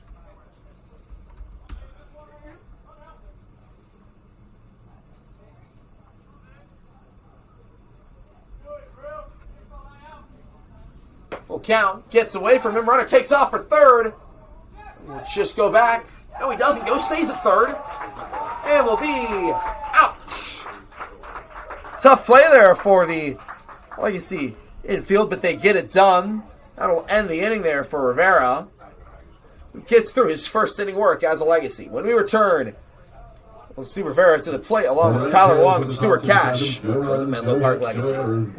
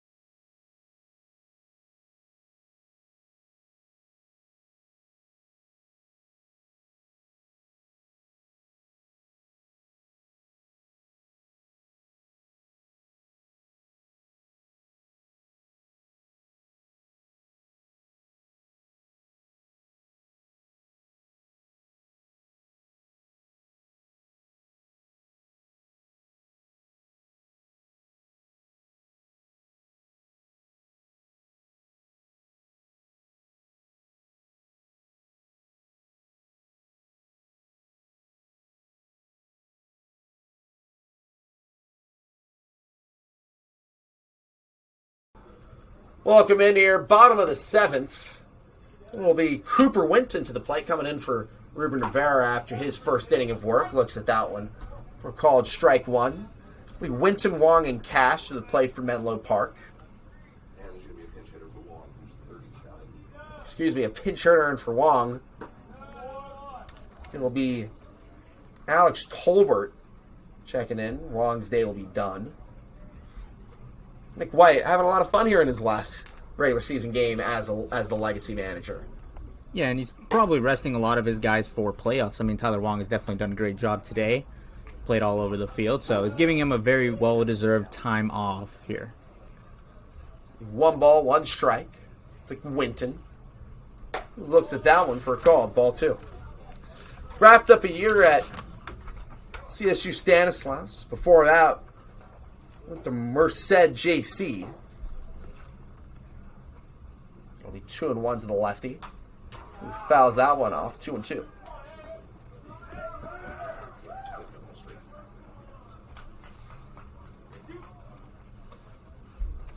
Three-two now.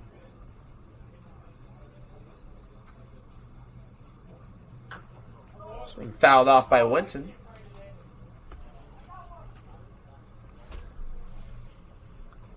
Really receive a lot of action, and CSU Stanislaus got a hit in his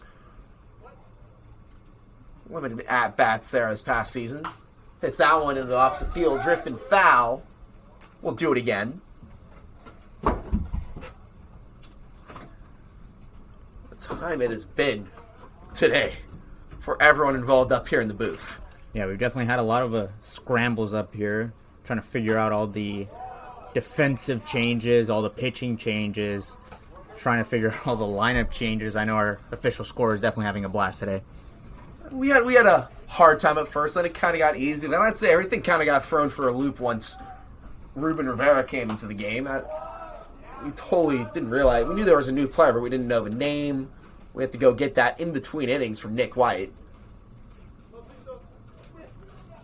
Luckily, though, we did get all the information needed, so everything is running smoothly up here.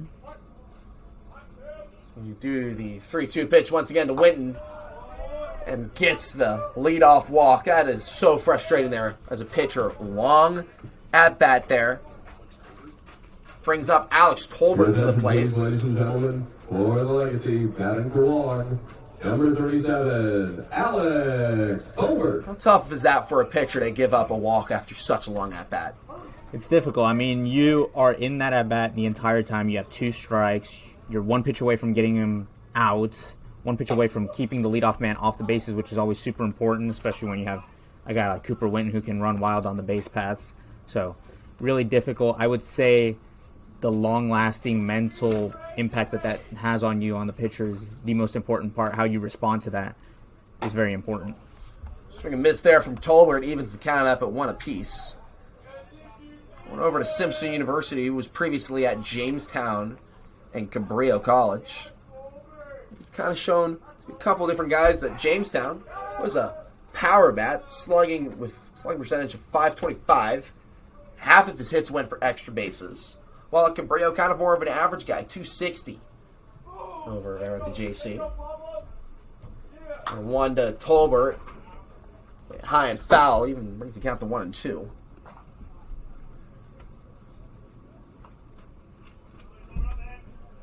Tolbert's shown that he can do a couple different things. Here this summer, been more of a power bat. One of those guys that you can count for big swings, getting hard hits on the ball. As a runner takes off, Cooper Winton will be safe at second. The throw didn't even come from the catcher. Kind of got hung up there on the throw. Yeah, like we mentioned, Cooper Winton runs wild on the base pass, and he just does just that on that play right there. 2-2, foul ball. First baseman's tracking and will not make the grab. We'll do it again. Tolbert forcing another extended at-bat out of Baloney this inning.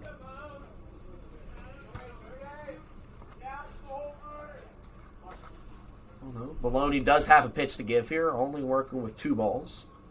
So maybe could try and get a swing and miss here from Tolbert.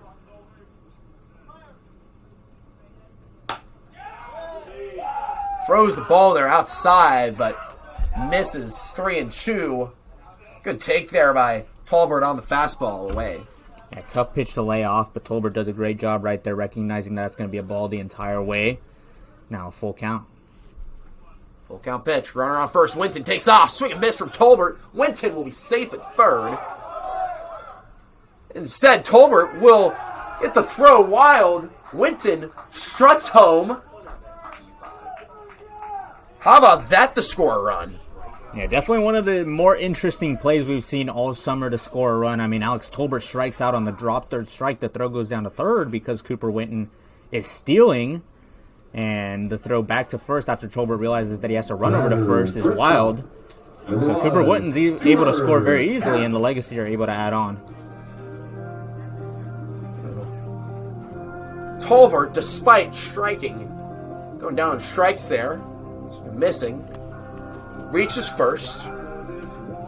Winton goes from second to third, slides in safe, and then on the throw over to first, Winton just struts home because the throw got away. Just like that, it's a 3-run lead here for Menlo Park, 4-1, with nobody out. Cash to the plate, swings at that one, foul, 0-1.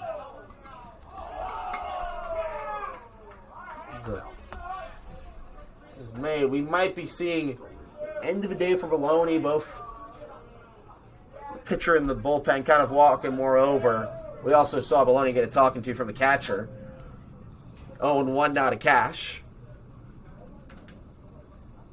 Who swings and misses ugly at that one. Tolbert takes off for second, digs for third. He will go back to second, got halfway between the bases. Just makes it back in time.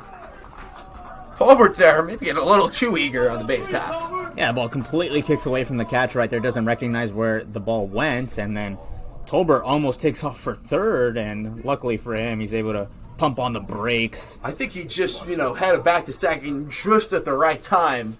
Made things a little stressful, but runner in scoring position here for Cash, 0-2. Cash fouls that one off. Bittner tried to barehand it. He's done a little bit of everything here today. Couldn't make the barehand grab, though, in foul line. So we'll do the 0-2 once again.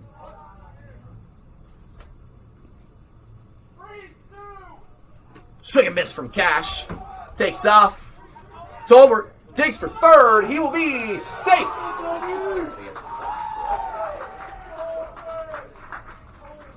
Aggressive base running continues here this inning for the Legacy. Yeah, Alex Tolbert almost took third on that last play, that last wild pitch, and on this one he actually does. Heads up play by Alex Tolbert to take the extra base right there.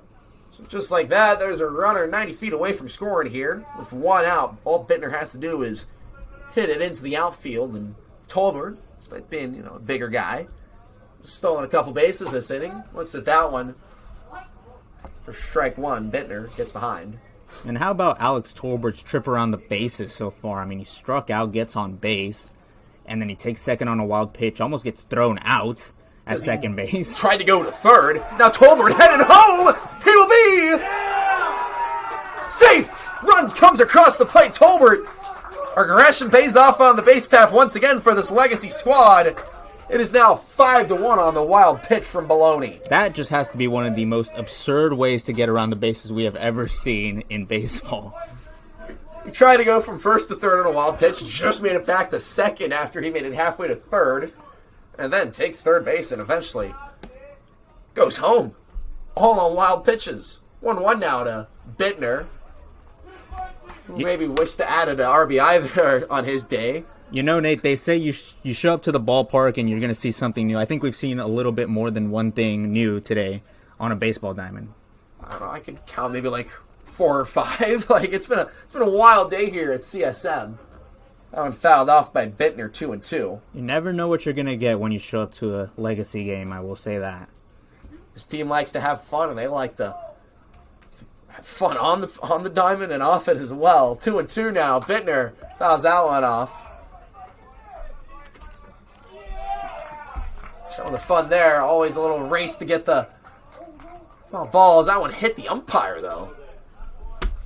Kirk Kinsler on ball shagging duty. We'll do the 2-2 once again to Bittner. Low. Ball 3. Load him up. Just wrapped up a year at Kenyatta. We had a .295 average, 9 doubles. 3-2. Swing and miss. Strike 3. Good bounce back there from Baloney. That'll bring up Ryan Farr to the plate. Batter, center fielder, number 2, Ryan Farr. Ryan Farr.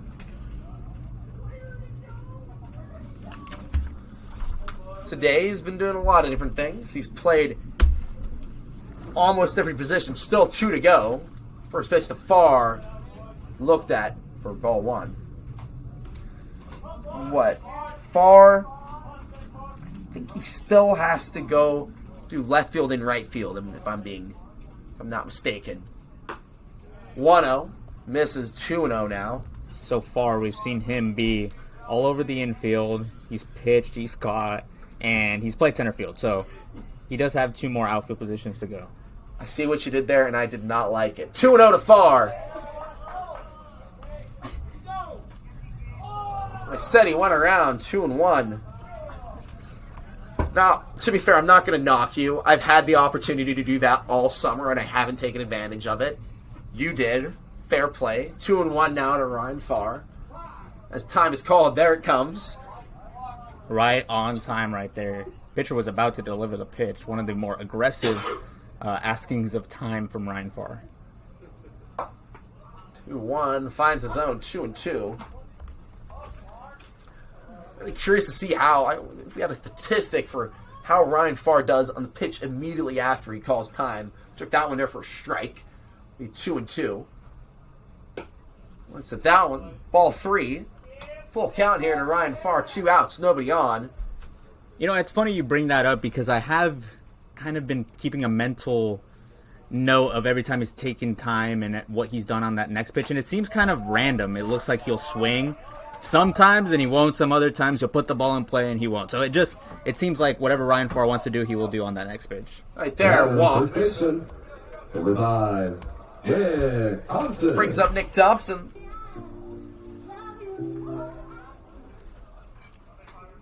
Had a great day on the mound. Looks at that one for ball 1. What has become a long inning here for Bologna? It started out with Winton. This is going to be the 6th batter he's faced. 1-0 to Thompson. Runner on first is Far. Hit over. Right to short to end the inning. 2 runs come across the plate on some wild base running and wild pitches. 5-1 entering the top of the 8th.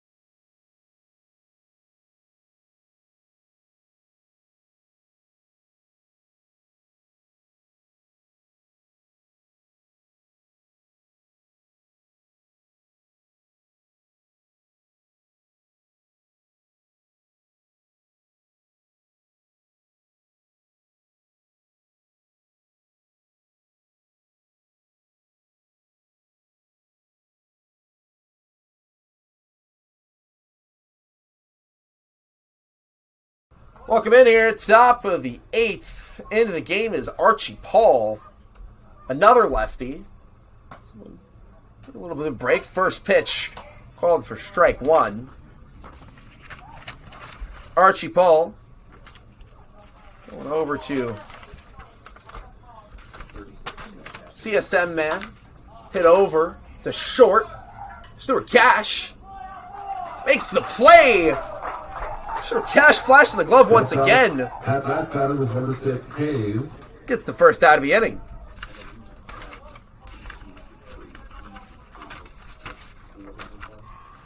It'll be a quick out one for the Legacy.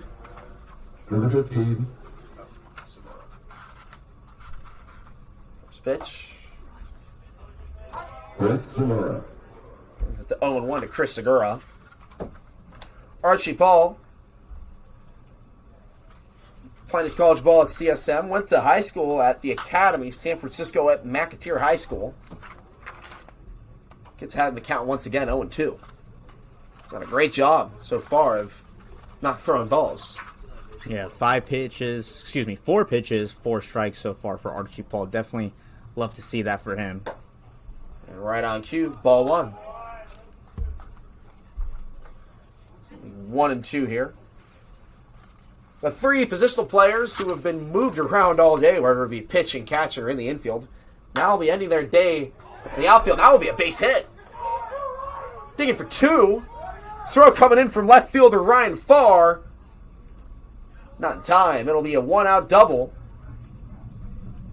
Chris Segura. Number 18, Peyton Dupree. Brings up Additional Peyton defensive Dupree. changes this inning for the Legacy. Number 2, Ryan Farr now in left field. Number 8, Tyler Bittner now in center. Number 5, Nick Thompson now in right. Number 34, Stevie Murata now at third base.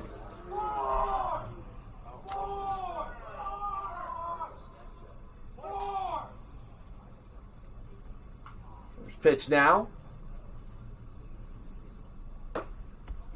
Finds his own 0-1. You mentioned Farr now on the left, Bittner in center, Nick Thompson in right. Important ones. Winton's at first. Murata over at third.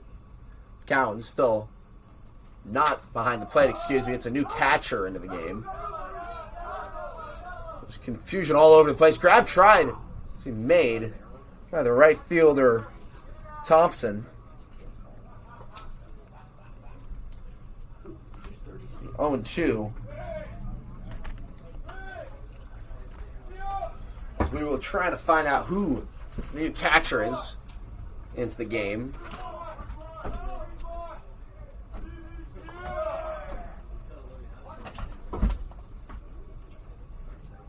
Oh, 2. Paul. 1 out. Runner on second. Gets away from him. 1-2. Additionally, number 6, John Ringer now playing second base. John Ringer moves over to second. A position we're more used to seeing him in rather than right field. 1-2. Finds his own. Strike 3 looking. Ring him up. And number 3, Cooper Midge is now playing first base. That'll be the second out of the inning. Archie Paul. It's a strikeout there. Joseph Hoskins. 1 on the gun there. First pitch. Finds his own 0-1. Nice pitch there from Paul.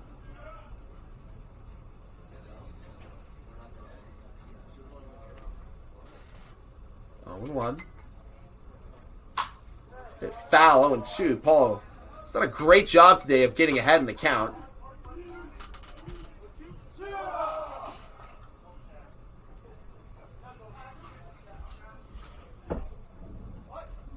Third pitch of the at-bat.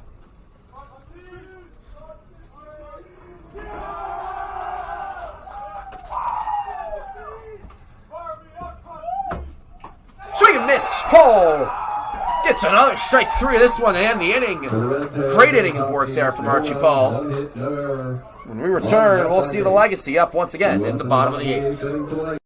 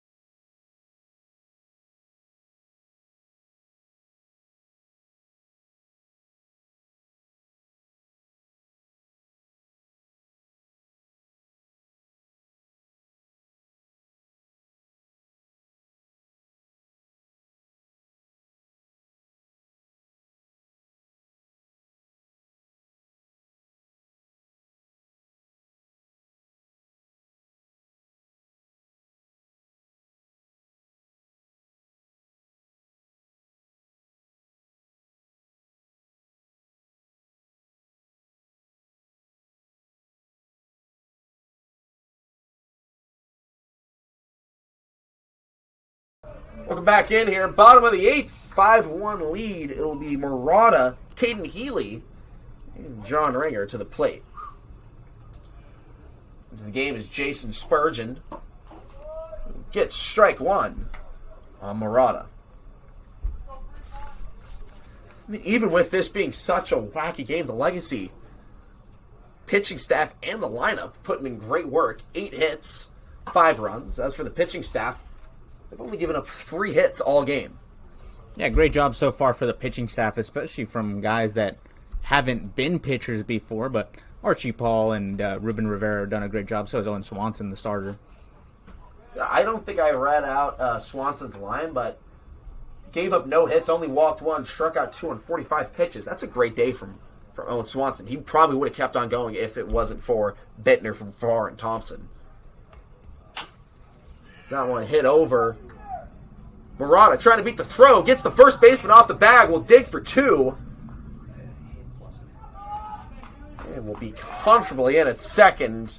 Single reaches on second because of the error. Drag the first baseman off the bag. Will be the leadoff man on for Caden Healy.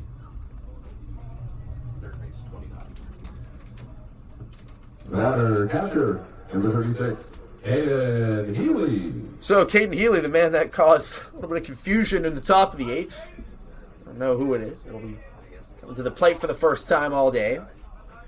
Into the game for Blake Cowens. Healy, his high school ball at Carmont.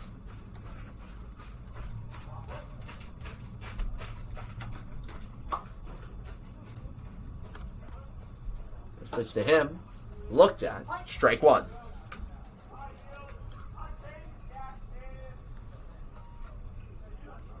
We were kind of talking about earlier, even with, all this wacky stuff going on, the Legends finding a way to win, but also finding a way to have fun.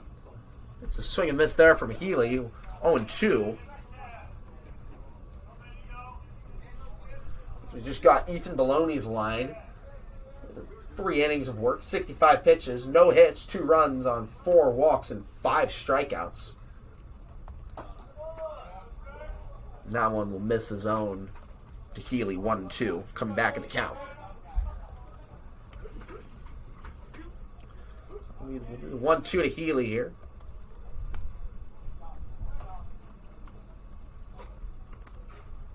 Hit hard, over to third base.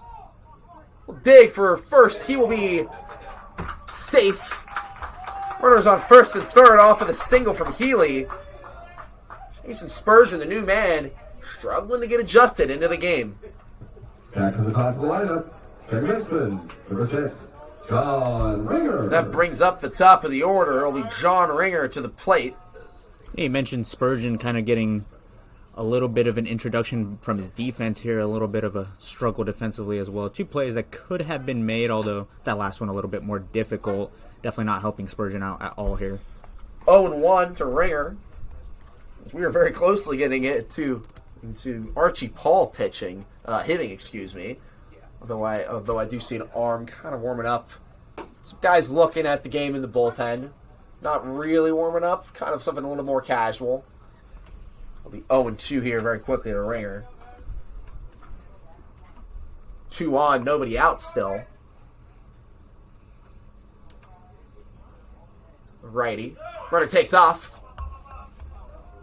Looks like a half bunt, half swing attempt there by Ringer. Fouled off, 0-2. We'll do it again. Yeah, maybe a hit and run play was on there, but up 4, probably not, but it kind of looked like that with the runner taking off and Ringer forcibly swinging at that pitch that was way outside. 0-2 to Ringer. Ooh, hits that one off of the head of a catcher, goes foul, 0-2.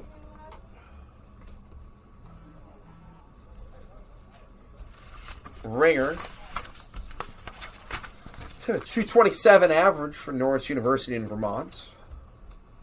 A couple stolen bases as well, so has some speed. Runner takes off. Hits that one to short. Ringer will reach first. Gets the RBI. Be 6-1 here in the bottom of the 8th. The batter, first baseman, number 3, Cooper Winton. Piece of hitting there from John Ringer brings up Cooper Winton for the second time. Yeah, exactly what you want to do when you have a runner on third and nobody out. Just get the ball on the ground, make sure it's not a pop fly or a strikeout, and John Ringer gets the job done. Bunt laid down, advances the runners, also gets the first out. As that will be bringing in Alex Tolbert, number 37, Alex the DH. Add that to the list of things I've never seen before. Yeah, I mean, BACL play, you don't necessarily have to play by the book, but definitely unusual to see the pitcher be subbed out and then, the DH be put back into place. All I can say to that is just, yeah, dude, whatever. 0-1 to Tolbert.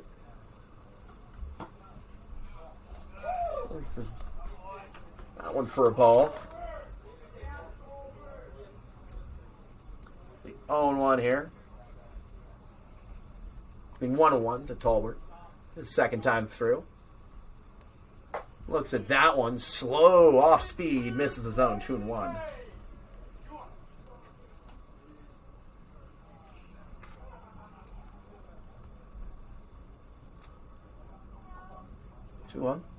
Hit hard. Over to third. Runners will hold up. Tolbert digs to first. Won't get the chance to continuing his aggressive and wild base running. That'll be the second out of the day. Number 1, Stuart Cash. Only 2 outs, 2 on here for Stuart Cash.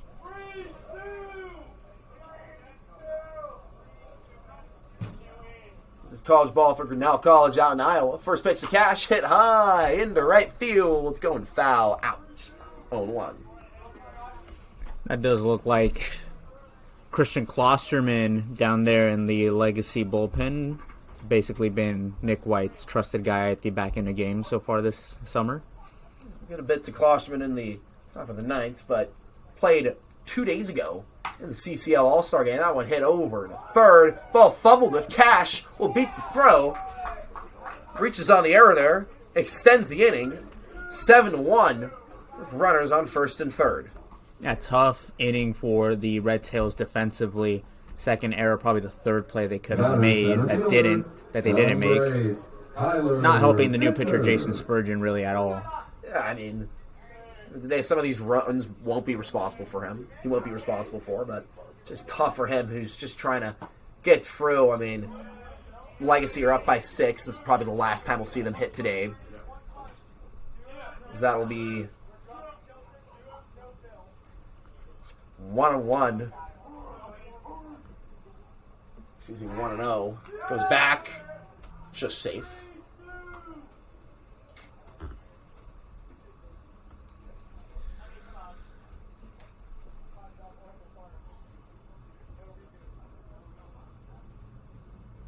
One no to the lefty.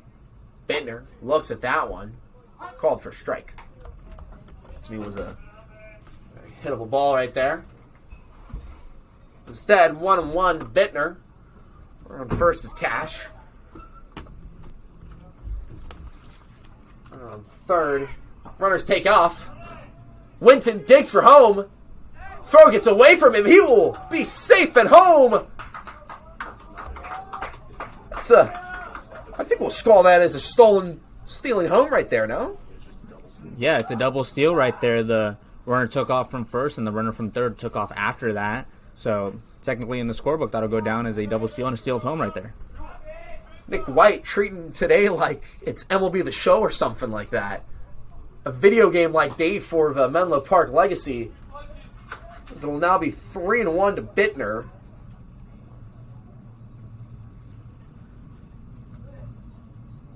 We like to have fun here. 3-1. Bittner, swing and miss. Brings the count to 3-2.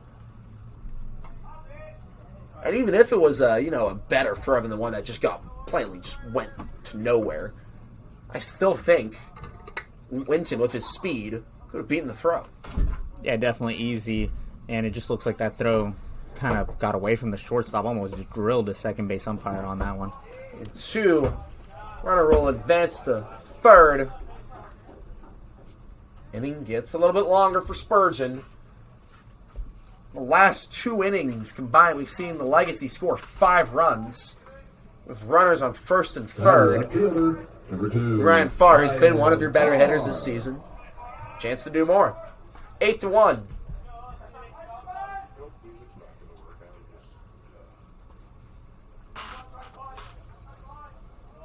First pitch.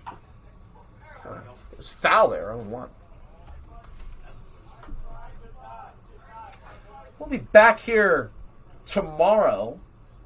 The Legends, who take on the Sonoma Stompers at 5 p.m. Legacy have an off day before having 2 straight games here against the West Coast Kings Gold and the San Francisco Seals. We'll also be bringing you coverage of both of those, all at 5 o'clock right here on this YouTube channel. Make sure to be there. It'll be 1-1 to Farr. Runners on first and third. It'll be high, 2. A little score update on the Legends, who are up to 101 in San Bruno right now, playing the San Francisco Seagulls. They are down 1-0 in the bottom of the 5th as we speak. These teams always I've seen a lot of low-scoring games between those teams. Pitchers' duels almost. It'll be 3-1 now to Farr. We saw the Seals and the Legends play here last week in what was a pretty hotly contested game. A lot of tempers flare as that one will drop. Right fielder could just never make the grab. Running for home. He will be safe. It's a 2-run double for Bittner. 10-1 here in favor of the Legacy. That's a difficult play right there to make as the right fielder. The ball sailing on you. It goes over your head. Doesn't look like he ever put glove to ball right there, so it will go down as a double and 2 more RBIs for Ryan Farr. We've seen the Legacy already mercy one team this season. Gets away 1-0. They are 1 run away from mercying the Redtails here. Yeah, and Jason Spurgeon right now just not very happy. I mean, you could see him walking around a little bit disgusted on the mound. It looks like probably he's gotten at least 5 or 6 outs this inning, and only 2 on the scoreboard so far, I would say. It's only 1-0. 5 runs have come across the plate so far. 7 in the last 2 innings for the Legacy. That one will rule the ball. Thompson didn't go around there. 2-0. Absolutely phenomenal from Menlo, from the Legacy this. Yeah, it's been a great first game back from the All-Star break. And one there, we've seen some wild moments, some great pieces of hitting, some great pitching, and most importantly, silly shenanigans and fun being had. As that one hit high, going foul. It will actually stay in bounds. Fair ball. Thompson scores Bittner for a 2-out double. That was just unlucky there for the Redtails, and that will be your ball game. Legacy, mercy rule. The California Redtails, 11-1 here in the bottom of the 8th. So unfortunately, with that mercy rule, it means that Bittner, Farr, and Thompson don't get to play all 9 positions. Very unfortunate. I mean, that's the one thing that they were really looking to accomplish today, and the Legacy offense and, frankly, the Redtails defense didn't allow that to happen. So unfortunate for Farr, Bittner, and Thompson right there, but luckily for Nick White, he doesn't have to use all of his bullpen. It looks like he only had to use 3 pitchers today, and Klosterman gets another day of rest. The final score, 11-1. We'll be back here tomorrow for the Legends against the Stompers, and then we'll have the Legacy return action on Thursday and Friday night. For Victor Martinez and everyone else here with the Menlo Park Legacy, I'm Nate Martin. Thank you so much.